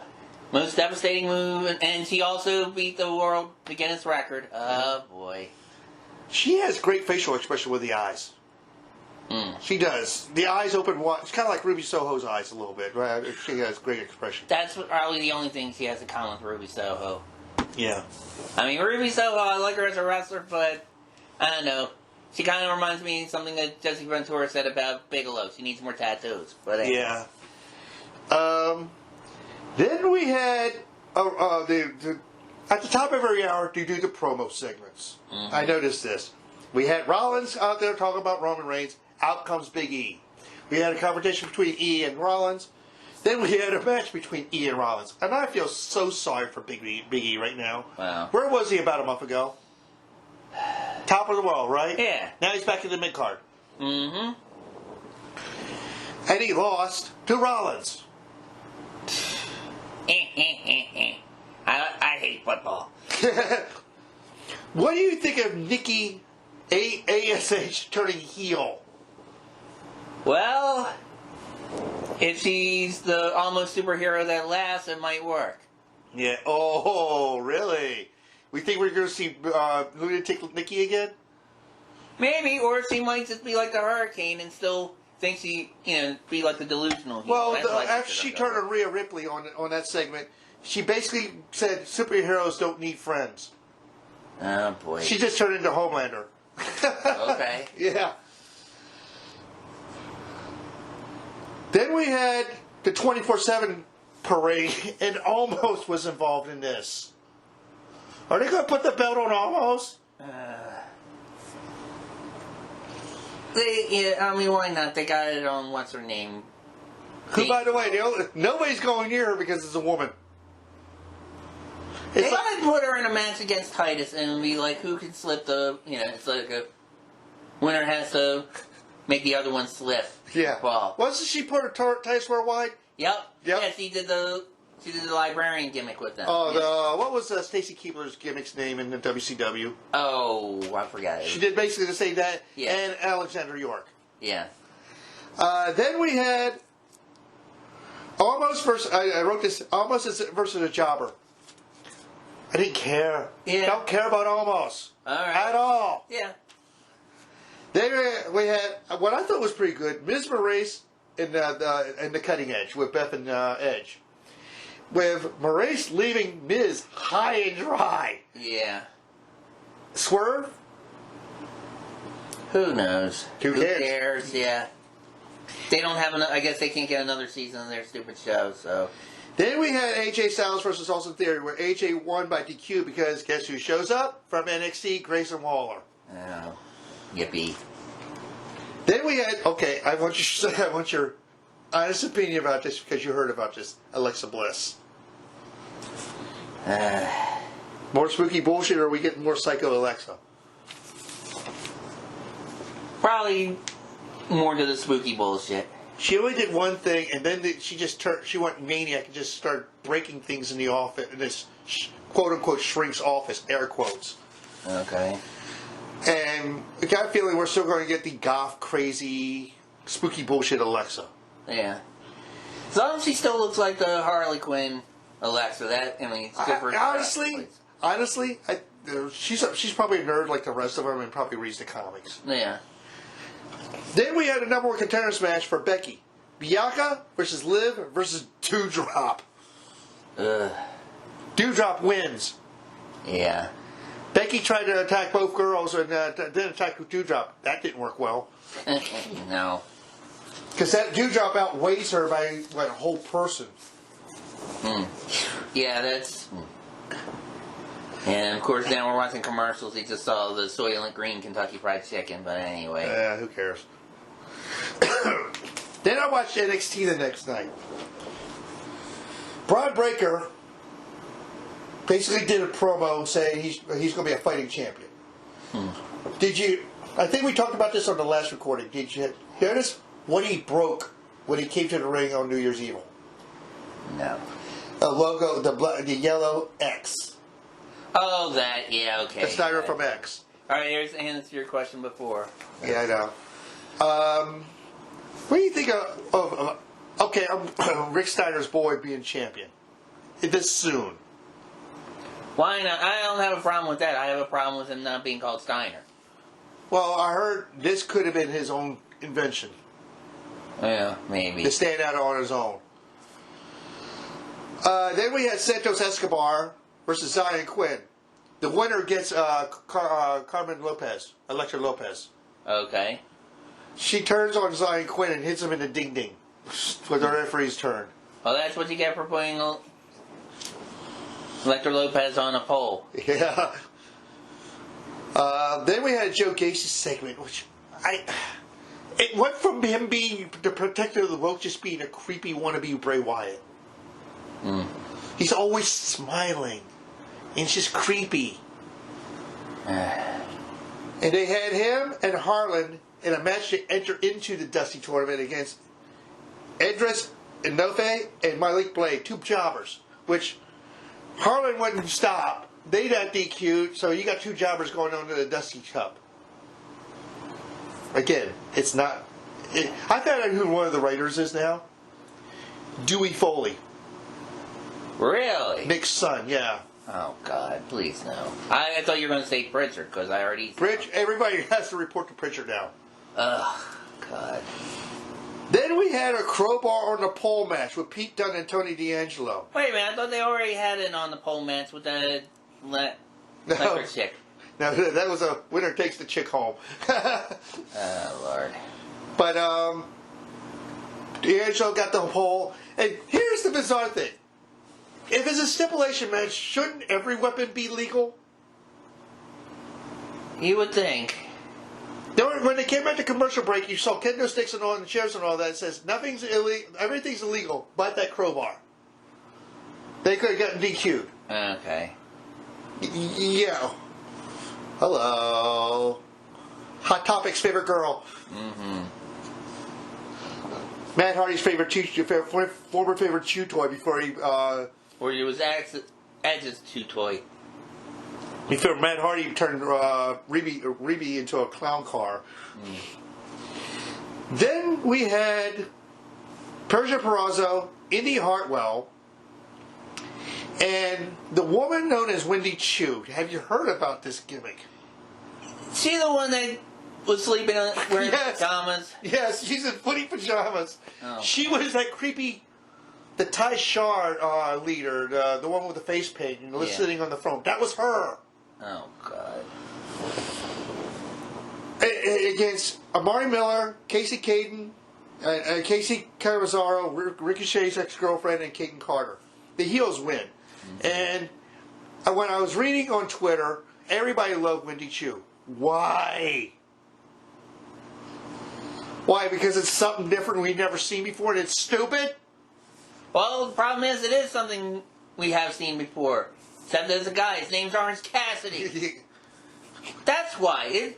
It's a female version of Orange? In footy pajamas. That's what I think, yeah. Because when they first introduced the character, all you see is in the background just wearing a blindfold and it looked like she just woke up. It's basically a lazy is funny gimmick. Yeah. Again, what did Tempest say in his reviews? They're writing around comedy skits now. Yep. Then we had MSK and Dakota Kai. MSK was looking at the Dusty Cup, and Dakota Kai says, "This cup can break friendships." Oh, jeez. And they're still doing the twitchy Dakota Kai thing, like she doesn't know where her head is. Yeah. Then we had Kaylee Ray, who was the former NXT UK Women's Champion. Uh-huh. She's in NXT proper now. Right. She was destroying... This is why I don't agree with it, because if you do photography and I do photography. She was destroying the photo equipment they used for the Mandy Rose photo shoot. Go ahead and explode. Well, I guess they're trying to make her a heel. Well, Mandy and... Well, except they're going against Mandy, no, yeah, so... So your face and you're destroying property. Oh, I mean, Vince doesn't give a shit. He would buy Corvettes just so Steve Austin can pour concrete on them. I mean, you know. Or what was that thing that came down and made an explosion? Yeah, I mean, it's not my money. I don't care. Do that to my camera, that'd be a different story. Yeah, mine too. You wouldn't be getting off my lawn. You'd be buried in my lawn. But anyway. Then we had Boa versus the hidden Uso boy, Solo Sikoa. That went to double count out. I mean, they went all over the building. They wouldn't stop. Okay. The Sikoa gimmick is he's a savage street fighter. Ah. Yeah. Who's coming out? Oh, this is interesting. You knew that it was when, yeah. Yeah. Then we had AJ Styles do a promo backstage saying about the Waller match. Then we had Carmelo Hayes, who, by the way, they got rid of the NXT Cruiserweight belt altogether now. Okay. He beat Roderick Strong in the title unification. The new title would have been the North American title. Oh, jeez. So what are they doing on 205 Live now? There's no belt to go for. Yeah. Well, I'm surprised that there was a 205 to begin with. Well, that was a 100th thing, and I will get to that in a second. Yeah. Meanwhile, we're watching Charlotte Flair come out to an entrance dressed like Tanya Harding, but anyway. Why me? Why me? Well, did we have Charlotte versus Trish at one time? Yeah. Now she could beat the other bestie. Then we had AJ Styles versus Grayson Waller, where AJ wins. And you know who AJ says, "We're not done with you yet. I got a friend of mine in the back." Oh, jeez. Dummy, yeah. Oh, okay. LA Knight returns. First time since War Games. And they both beat the shit out of Grayson Waller and they did their poses. But I agree with Tempest. The show has greatly gone downhill since it went Technicolor. Oh, wow. Well, Lita just told Michael Cole to get out of the ring, so... Translation, they're going to... Have a confrontation! Yeah. Smiles in a little bit. Wait a minute, when did Michael Cole become Tony Schiavone? Yeah. Now we're going to get to AEW. What do you think of the Adam Cole, Red Dragon, Young Bucks, Best Friends, Statlander, Britt Baker segment? There's so much to digest there. Yeah. The only thing in there I wanted to digest is what Adam Cole was kissing at the end of all that. How'd you like it when she shoved the Young Bucks away? Yeah, I liked it. I would too. And her going after Statlander was perfect. Yeah. This was good booking. This is good booking here. You think so? It further also kind of teases the divide of Red Dragon. They're not called Paragon. Red Dragon, yeah. Paragon, I think it's called now. They haven't officially called them that yet. They're still calling. I heard the shirts go. O'Reilly and Fish are still calling themselves Red Dragon, but yeah. And Adam Cole with the Elite. Yeah. So I don't know. I just want that feud to go away because you hate the Bucks. I hate the Bucks and I hate Pockets, and they have them fighting each other. It's like I don't know. It's kind of like the football playoffs.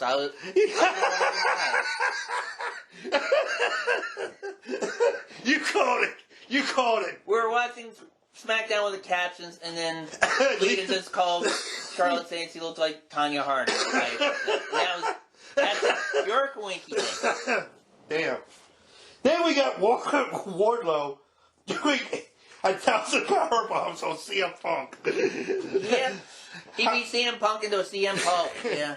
I counted 7 in the ring. But you knew that. And You let him down lightly. You noticed that, right?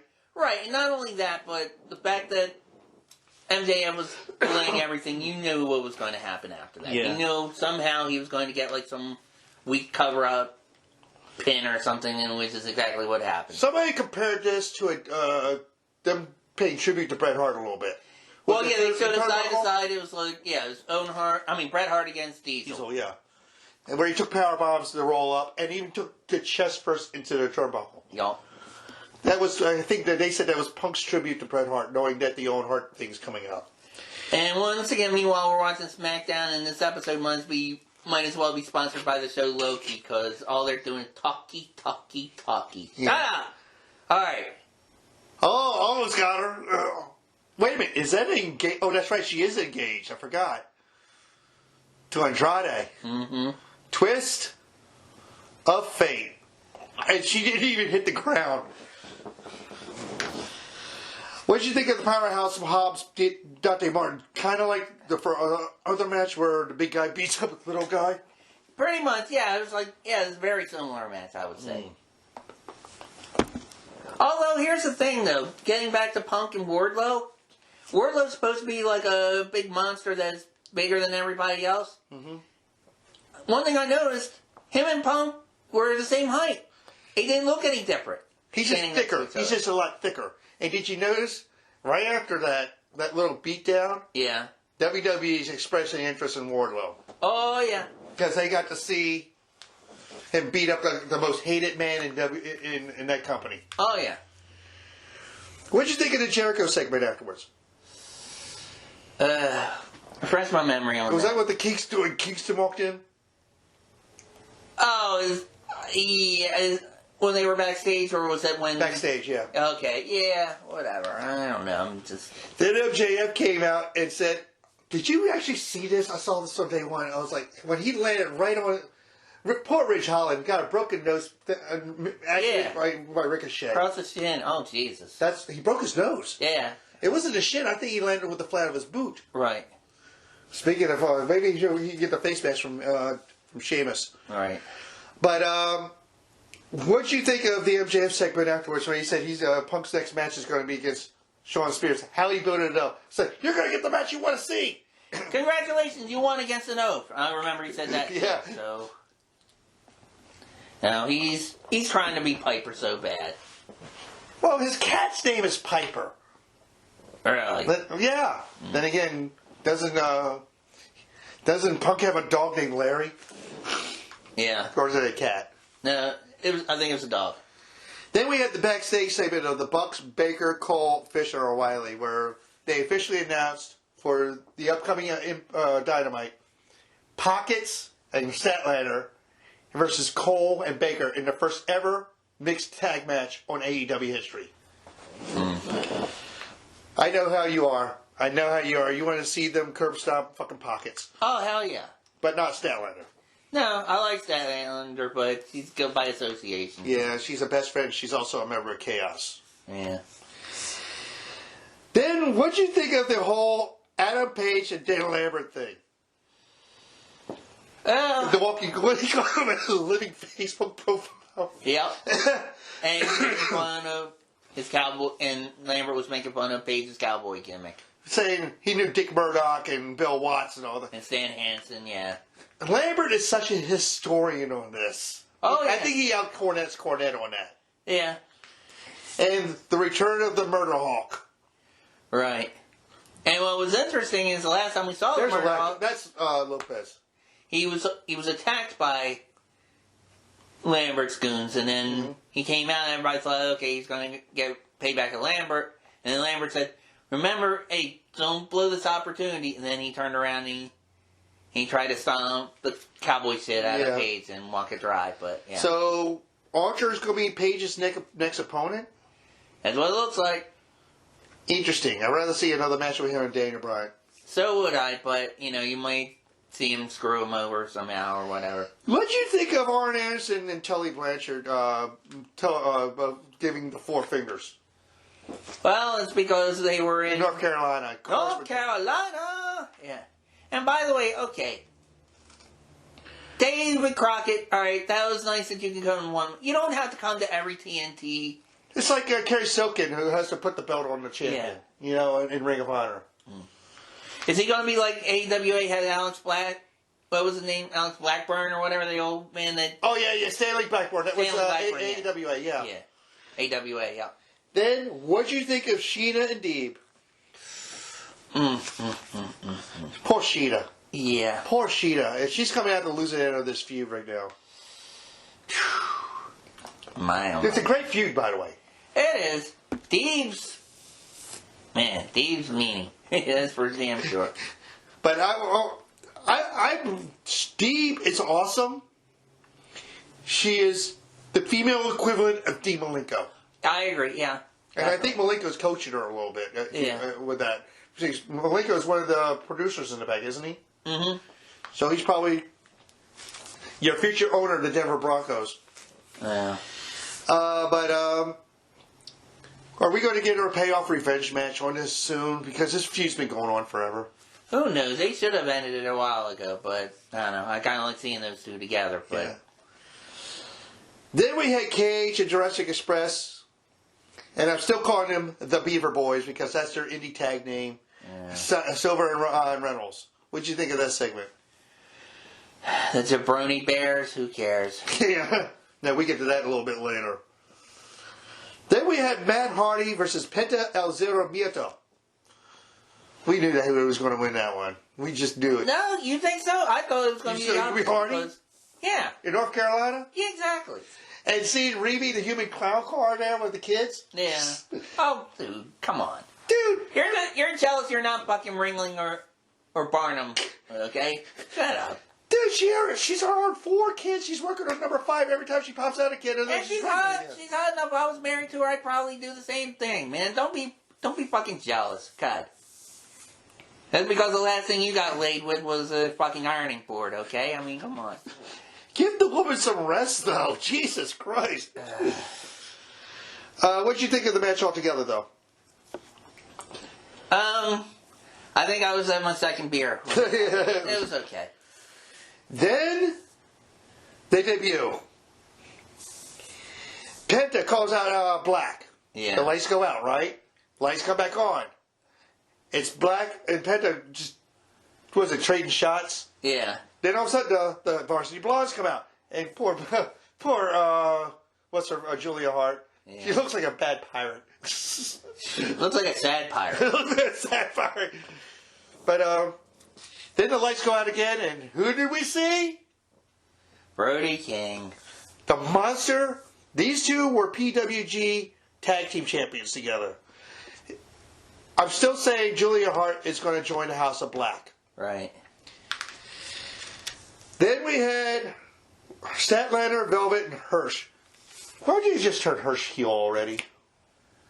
Well, why do this slow thing? Well, I think it's going to happen. It might be happening shortly after we finish recording. Yes.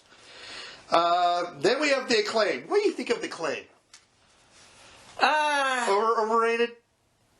They're growing on me. I mean, some of their promos are actually getting funny. The rapping, even when he got into trouble with the whole Simone Miles But thing. you know what? After he did that, though, I mean, it's like maybe he got some good advice and Tony Khan got in his head. Yeah. Against Bear Country. I've seen Bear Country in CZW. Yeah. Wasn't impressed. I'm not impressed by these two big Yeah, O's. I mean, I don't know. They look like two guys who can get out of left field pub and get them. Pour like some Jack down their throats and put on some tights. They'll wrestle too. Then we had Sting and his adopted son's Darby Allin run in. Oh, jeez. Yeah. Old Man Sting and Darby Allin. Future tag team champions? Could be. Then we had Pac. The speculation, and you saw it on the same channel I saw it, the speculation is Pac's going to join the House of Black. Yeah, I think so too, the way he's talking. The thing is, the card, the final, the tarot card was Justice. I don't know now. That's kind of a curveball, isn't it? Maybe. Then we had Sammy Guevara defend the interim TNT title against Daniel Garcia. What'd you think?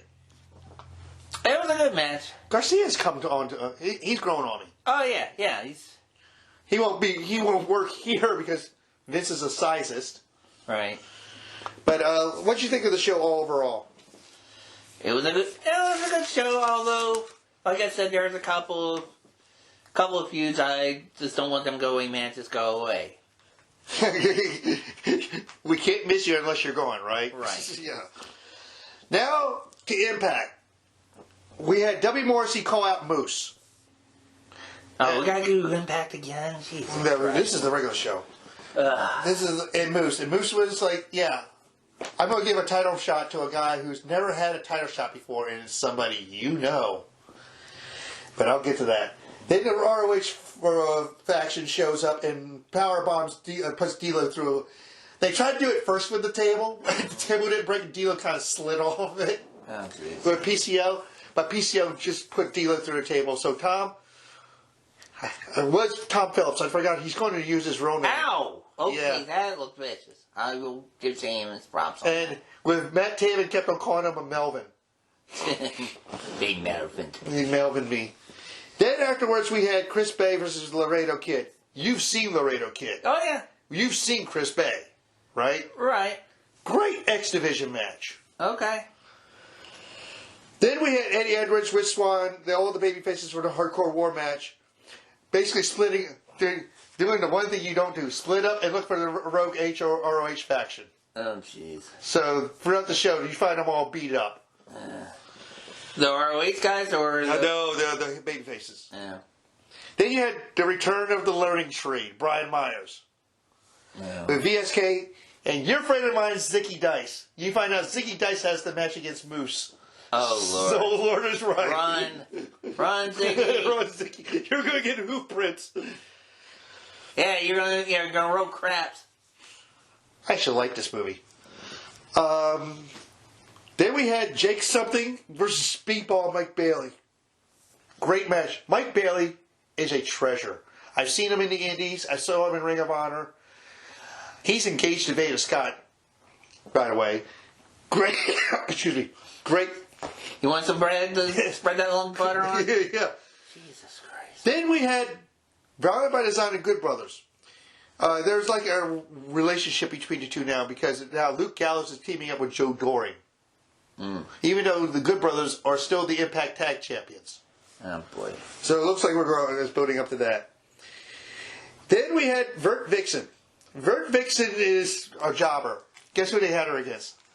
Masha Slamovich. Oh, no. Slamovich beat the living piss out of this girl. How's that? Her and her hair. Then Josh Alexander came out. Well, he came out when Masha was walking back. And Masha gave her room. Showing respect, right? Right. And out comes Charlie Haas. Who we haven't seen how long? Well, I've seen him more recently than you because he's been on SWE. But... And he was their champion for a while. And I actually looked him up. He's still married to Jackie Gaeta. Okay. And they have 4 kids together. Oh, man. Charlie challenged Alexander to a match on the upcoming Impact, which was already taped. I don't know if I want to do the spoiler on this because they said Charlie Haas was hurt for real and taken out by stretcher. That's what I heard. Then we had Mickie James telling Roxy, giving her the best of luck and saying how tough Deonna Purrazzo is. Then we had Moose defend the world title against Zicky Dice. It wasn't even 2 minutes. Moose beat the living piss out of Zicky Dice. He made Yahtzee out of it. He made Yahtzee out of him, yeah. Yahtzee, you're welcome. Then Morrissey comes running in afterwards, and it basically turns into a pull-apart brawl between W. Morrissey and Moose. Okay. Then Raj Singh. Raj Singh, if you remember Gama Singh, since they say he's an Indian legend, he has worked for Vince's dad. I thought it was that convenience store next to where he used to live. Yeah. Gama Singh's son, Raj Singh, took on Jonah, and Jonah beat the living shit out of him with a tsunami. Oh, jeez. Then we had the Influence calling out the Inspiration, saying they're cowards because they didn't show up. A storyline. Then Decay comes out, and we're going to get the Influence, which is Madison Rayne and Janelle Dashwood, Emma, against Decay at the next show. Okay. Then Jonathan Gresham is getting called out by Steve Macklin. So we're going to have a Gresham world title match against Macklin. Pure rules. That means Macklin can't do any underhanded tactics at all. Then the match you wanted to see. Really? It's an Impact. No, the title unification match. The Reina Del Reyna's title versus the ROH Women's title. Okay. Deonna Purrazzo versus Roxy. She made Roxy say, I quit. No. She got her in a Fujiwara armbar, and then she puts it like, I'm going to describe it. She puts them both arms like this and just lurches them together. She calls it the Venus de Milo. Okay. And she just, you can see it in Roxy. That's just like, I give up, I give up. After that, the Rogue faction shows up and surrounds Deonna. Oh, Lord. Matthew Rahal, who we knew in his Aiden English, tried to say, he was doing commentary. Then he ran in the ring to try to save Deonna. He got the shit kicked out of him. Oh, wow. Then Willie Mack and Rich Swann come out, and they also got the shit kicked out of them. And the show ends with the faction standing over the fallen bodies. We don't know what this faction's going to be. It could be the Kingdom. Yeah, maybe. It could be Villain Enterprises even. Who knows? Do you think they'll let him in? You know, there are wrestlers that did a lot worse than he They did. let Dreamer back in the Impact. Right. And that's just for saying stupid shit on a TV show. I mean, they let Hulk Hogan back for... Oh, you want to get on that? Yeah, go ahead. Go. Okay, this is my get off my lawn. All right. Terry Bollea. You ignorant, self-serving son of a bitch. Wow. Say it, don't spray it. You want to repeat what he said on Twitter about people, for the celebrities that died. This is your account. Okay? Go ahead. He said that Betty White, Bob Saget, Sidney Poitier passed away because they were vaccinated. What kind of idiot are you? He said because, wait a minute, because they were? Or because they were vaccinated. Oh, God, don't tell me he's one of them. Yeah, he's one of them. I'm going to tack on to your rant from several shows ago about Nia Jax. Yeah. Okay? You know me. I live with a person who's high risk, who has diabetic, heart disease, and high blood pressure. Yeah. I got vaccinated for her and me. Yeah. Okay? You're an idiot. You're a fucking idiot. I don't care what political party you belong to. You're a fucking idiot. Get off my fucking lawn. Just shoot your fucking self. God damn, man. When I read that, that pissed me off. You want to tack on to that? Yeah, it's like I joked with somebody else about it. It's like, girl who's a friend of a friend who is a radiologist at Johns Hopkins, and she's obviously pro-vaccine, pro-everything as far as. I even said to her, I love how people will ignore science, yet they'll drink piss, they'll take horse meds, they'll try to shove a light up their ass. Drink Clorox. I mean. But then again, the people arguing with them also used to eat Tide Pods too. So I mean, The orange Pied Piper. Yeah. But like I said, anybody who believes that shit should have their head examined. Yeah. Well, because they're saying, well, of course, Chris, it's all a hoax to keep Trump from being in office. That's why they. Yeah, I know. Yeah. And my freedoms, and and there is no disease. It's We know somebody who's like that. Right. And it's like, only fat diabetic people can get the disease, and it's not from the disease. On and on and on. We can go on and on. Yeah. But he's getting a lot of backlash, deservedly so. Yeah. Big time deservedly so. Well, this is the world's most dangerous move in pro wrestling. Yep. Watching Aaliyah. Mm-hmm. I think she's the first ever. No, she's not the first Persian. First Persian female. The first Persian is. That's victory in WWE history? Yep. Oh, damn. They were setting that all up. That's why Natty was holding the Guinness Book of World Records that she had held. And I think the most victories on television. Yeah. Or, it was the quickest victory. But what was I talking about before I got derailed? Hulk Hogan, brother. Oh, don't get me started. I was never... Me and you are about the same age, and we've been watching it for just as long. We were both never Hulkamaniacs. No. I was a Horseman fan. I was more of a Horseman fan than anything. Yeah. I was a Jake Roberts fan. I was a Randy Savage fan. I was even more of a Randy Savage fan after he turned bad again on Hulk. Cause, the whole Elizabeth thing? Oh, please do. Yeah. Oh, yeah, because, I thought... I thought, you know what, Macho Man, I don't blame you. I'd do the same damn thing. I'd punch his ass out, too. Uh-oh. Are we going to get a beat down? Oh! Oh, boy. And the thermostat's broken in the building. So, let me guess. They're saying that Naomi turned up the heat so Sonya Deville can take her jacket off so they can wrestle. Oh my God. More. Again, this is written by 5-year-olds. 5-year-old chips on crack. This is like Cartoon Network. This is ridiculous. This is how I say it. How I see it. What we're getting right now is motor oil. What we're going to get afterwards is the finest steak in the land. Yeah. Maybe. Am I wrong? I don't know. Rampage sometimes misses, though. I mean, look, anybody who watches wrestling and follows any company, you're going to get wrestlers you don't like. You're going to get storylines you don't like.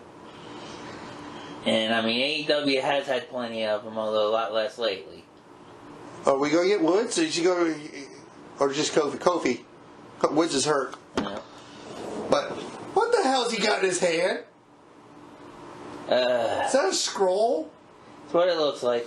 It's like some kind of proclamation or something. Who cares? Oh, God, they're in Nashville? Oh, God, no! Against... The mid-card vortex. Cat Moss. Yeah. The mid-card vortex. Yeah. Who they were getting ready to stick Drew McIntyre with. Yeah. Shecky Corbin, yeah. Jesus Christ, man. What else has been going on in the business that we noticed lately? Rumble's coming up. It's actually my favorite pay-per-view of the year. Yeah. From the WWE. Right. And they just announced another match for the Hammerstein Ballroom GCW show. Alley Catch. She's their only female worker they got there. Mm-hmm. They did a whole vignette where she's walking through the streets of New York, and she comes across a wall with graffiti. It says Soho. Oh, boy. She's taking on Ruby. Interesting. At Hammerstein. Okay. I'm very interested in this show. It's going to be on, not only on Fight, it's going to be on regular pay-per-view. Ah. So anybody with a cable box can order this. Okay. Or anybody with a Fight TV subscription can order this too. Is that a hint? Maybe. When is it? Sunday night, January 23rd. 23rd. Okay. We'll see. One thing I saw that was interesting for Major League Wrestling, actually with their storylines though. So, as you probably know, they have a card coming up in Dallas with the Von Erichs against 5150. But prior to that, they've had a storyline where Cesar Duran supposedly wanted to take his lucha to Mexico to underground fight clubs. Yeah, okay. They had a relation with a company called The Crash in Mexico, which is basically like one of their indies. And that's Conan's promotion. Yeah, and I mean the first few weeks they had, it looked like it was a regular wrestling venue. Then the second one they had, it looked like some outdoor courtyard of a prison, and pretty much they had, I'm not exaggerating, Chris, they had like Little League baseball bleachers with like 10 people. I want to tack on to that. Okay. Back before TNA was TNA, and then right before they turned Impact, when the Hardys were doing their everybody's gold thing, they went to Crash. Yeah. And they had to go to Tijuana. Yep, that's where all this was. And it looked like shit. Well, and they did this whole thing where everybody's like, well, no one has seen Hammerstone. Where has he been, you know? And then supposedly Hammerstone had been kidnapped and sent somewhere. So then finally, they have this other reporter, I forget his name, and it's not Alicia too. You still see her, but they have a second reporter who followed a henchman of Cesar Duran's who was wearing the mask. They were going down to like a holding cell. And you see these places supposed to be like holding cells of different people. You heard one of Selena, and you heard it was supposed to be like Selena De La Renta behind it. Ooh. Then you had some wrestler named Hotshot. I don't know who the hell that's supposed to be. The then you had one of Hammerstone, and then Hammerstone's actually reaching through like I guess it's like the little window where you slip food in or whatever, and you know, it looked like they were basically using like a garage door as like a prison cell or something stupid. It's probably like the underground garage of this place, but anyway, he reaches out and he tries to pull a mask off the henchman, and he's like, Hammer, it's me. It was Richard Holiday bringing him out. Damn. So. Wow. Yep. Wow. Omaha looks like it's going to be buried under a ton of snow. Yeah, no bullshit. It is snowing sideways as we're watching this SmackDown. And it's interesting, I'm switching to YouTube TV so we can watch Rampage later on. They actually have on the Big Ten Network actual wrestling. Amateur wrestling, Nebraska at Minnesota. Wait a minute. What university did Brock Lesnar go to? Minnesota, right? Shelton Benjamin also. Yeah. Oh, going back to Charlie Haas, he even said the words, world's greatest tag team. Oh, okay. Wasn't that what him and Benjamin were called? Yep, it's true. It's damn true. It's damn true. Now, MLW is becoming your favorite indie. Yeah. GCW is creeping up there with me. Okay. Well, it's probably with a lot more people, to tell you the truth, but... Well, I forgot all about this. Yeah. They're showing all the highlights of Seth Rollins being the theft of a century, yeah. The theft of I remember the next night was on Raw when Lesnar tore apart everything. Yeah. I remember they had this one cool vignette. Seth Rollins, when he was champion, actually threw out the first pitch of an Orioles game. And he had Jim Ross do it and he had he got in the face of Adam Jones. Oh, damn. Made it look like they were going to fight, but... Oh, damn. But... Damn, James, damn. But anyway. Oh, God, no. Please, God, no. God, no. Please, God, no. Kofi, run. Maybe the leg injury for Xavier is a good thing. Who's the only one in the New Day that Brock hasn't killed yet? Well, he really didn't kill. He killed it. He killed Kofi. Yeah. He Kofi'd Big E. Xavier's out with an injury. Maybe that's a good thing. Yeah. I don't know. Who makes them their pancakes? Maybe you should go after them next. Now, was it me or did it seem like they were getting ready to push Xavier for a while? It could have been, but it's like anything else in that company. It's like they get ready to put somebody, and then like Vince McMahon's like, "Whoa, a shiny egg." You know, yeah. Squirrel! Yeah, exactly. But I'm looking forward to Rumble. I'm looking forward to this. New Japan's not going to have a show until the anniversary. I think sometime in February. Okay. Which we're going to get Naito versus Okada. Mm-hmm.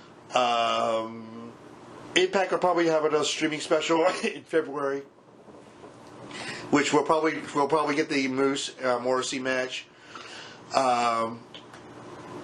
We might get, what the hell is this? Oh God, please! Oh yeah, that's Shecky 1 and Shecky 2 with his suspenders. He's wrestling in suspenders. God, Jesus Christ! He was on Raw Underground,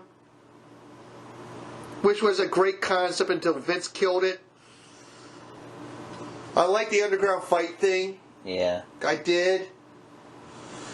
Oh, Christ almighty. Anything else you want to add before I throw up? Not because I got over a sickness, but because of this bullshit. No, not all. I'd rather be stuck in a room with Alexa Bliss doing all the spooky shit. Well, you know what? I wouldn't mind that either under any circumstances. Or Rosemary. Oh, geez. Oh, Rosemary. Okay, now you're... Okay. Now you need to go back to the set of Outbreak. Oh, by the way, did you see how they announced that Su Yung was pregnant? No. They did a hokiness where she disintegrated fucking Kimberly and Brendan. Oh, yeah, you said that last episode. Yeah, where it's like the girls she's feuding with are her souls joining. There's something dumb. Oh, God. Well, Kimberly stated she's still signed with Impact, but Brandy Lauren left the company. And guess what she's doing now? An OnlyFans with Scarlett Bordeaux. Oh, okay. And Scarlett's now on the cover of this Fitness Girls magazine that Chelsea Green did not too long ago. Yeah. And the covers are looking great. They look like almost like Maxim-like. Mm. And Cross has 1 month until he can go anywhere. Okay. If you were Cross, where would you go? They say they're not going back to Impact. Yeah. Does Tony want them? I don't know.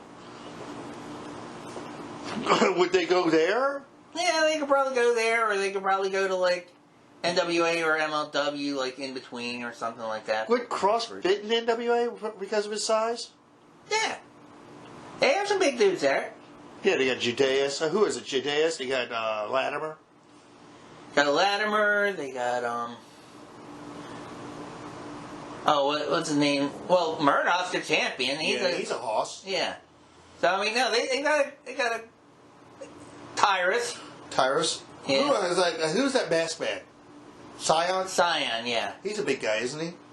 He's Masters. Yeah, he's okay. Yeah, I mean, well, Masters is more jacked. I wouldn't call him like a hoss, though. Yeah. But have him against Judeus. Have the whole Killer Cross gimmick like he was in Impact, when he just wore the trench coat and killed people. Mm-hmm. Instead of wearing the gimp outfit. Yeah. So you want to finish this? Yeah, I think we should wrap things up. Mr. Burns, go fuck yourself. Yeah. Sonny, get help, And Kofi just did a stage dive. And MLW, get a better lawyer than PN. You got Smart Mark Sterling. Or Stephen P. News, who's been sponsoring, but... Smart Mark Sterling. Oh, my sister, and we'll leave this on this note. My sister says she spotted a car show commercial with Ric Flair. They brought them back. Oh, wow. Oh, that wasn't long, was it? Yeah. I haven't seen them on NWA. They've been bringing back the older ones with Ice-T, but... Well, God, that's how screwed up this world is. I remember when Ice-T was like... The gangster rapper. Yeah, he did the cop killer thing, and, you had like... That was a Law and Order. Charlton Heston, protesting him. I remember when he was at Hammerjacks, they had people protesting outside. 2 cops. 2 from the FOP. Mm. I remember that. I was at that show. Yep. So... Yes. I could care less. I like them. I love the We're seeing an ad for the upcoming Scream movie. It's like... Is Wes Craven behind it? That's what I'm trying to figure out. Yeah. We had to do an episode with David Arquette's movie. Arquette. In fact, I think the courtyard that they had in the last MLW episode, I think was in that. It was a training school in Tijuana where they were actually, to raise money for it, they actually did wrestling matches on the street. Instead of like squeezy kids in our city come up to cars, they would actually come up to cars and do wrestling matches, and then they would ask people for donations. You talking about the famous Nick Gage David Arquette match? No. This was... Although they do reference that, and they show that on there, but it's in that movie. But no. Diamond Dallas Page actually sent David Arquette to Tijuana to train with some luchadors. Mm-hmm. And it was a whole thing where it's like, eventually, he trained them, he gained their respect, and they actually he gave him a mask, just to show. Yeah. But we're waiting to see what comes up. They're slowly churning stuff for Raw, for both shows right now, or maybe all 3 for Rumble. Mm-hmm.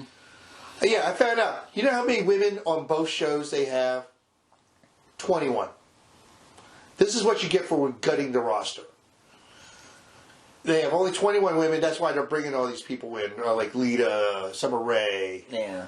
They've always done that, though. They've always bring in, like, a legend or whatever. I always say I stay away from the news sites that day because I want to be surprised who shows up. Uh-huh. Like Carlito from the last Rumble. Right. And I forgot who showed. An Edge winning the whole damn thing from starting at number 1. Mm-hmm. And I'm going to ask you this question as the last thing. If they're moving Bryan Danielson on from the Adam Page feud, who should he feud with next? It's a good question. I'd like to see him go at it with Sammy. For the TNT title? Yeah. Or the interim title? Because the real champion's coming back on this upcoming Dynamite. Right. So I don't know how they're going to play that out. That's true, yeah. Well, there's been a challenge to him from Japan. A Rampage Dragon. Shingo. Shingo said he wants an American Dragon. Yeah. Then he also said he wanted to go after Punk, too. It's like... No, that was Kenta. Kenta is still banged up. I do not know how long he's going to be out since he had that no DQ hardcore match at Wrestle Kingdom. Okay. But if we don't see... Madcap wearing fucking Timberlands in the ring? I think he is. Oh my God. But if we don't see Danielson for 2 weeks, when we count that as a quarantine and him going to Japan? It's very possible. And I think we mentioned this before at the beginning of the show. At the Florida tapings of Impact, Tama Tonga and Tama Loa are making their American television debut. Okay. We just don't know who they're going to take out. Hopefully the Good Brothers. Yep. Because that's the only Bullet Club they got there. That and Chris Bay, and I heard Jay White's coming back. That's the other rumor I heard about the Rumble. Jay White. No, it ain't happening. Well, we'll talk to you later, guys. All right. Well, thanks once again for listening. Like, subscribe. For once, we'd like to have an episode that had more than 8 listeners, okay? So come on, folks. Push that subscribe button. Yeah, dose of solid, all right? It's a good show, you know it. And if you don't know it, you're a fucking idiot. And you We're better than you, and you know it. Yeah. Yeah, I'm working with an oath over here, okay? Her next match will be against, Spears. Okay, alright, we'll talk to you later. Stay safe and have a nice day, shitheads! What up?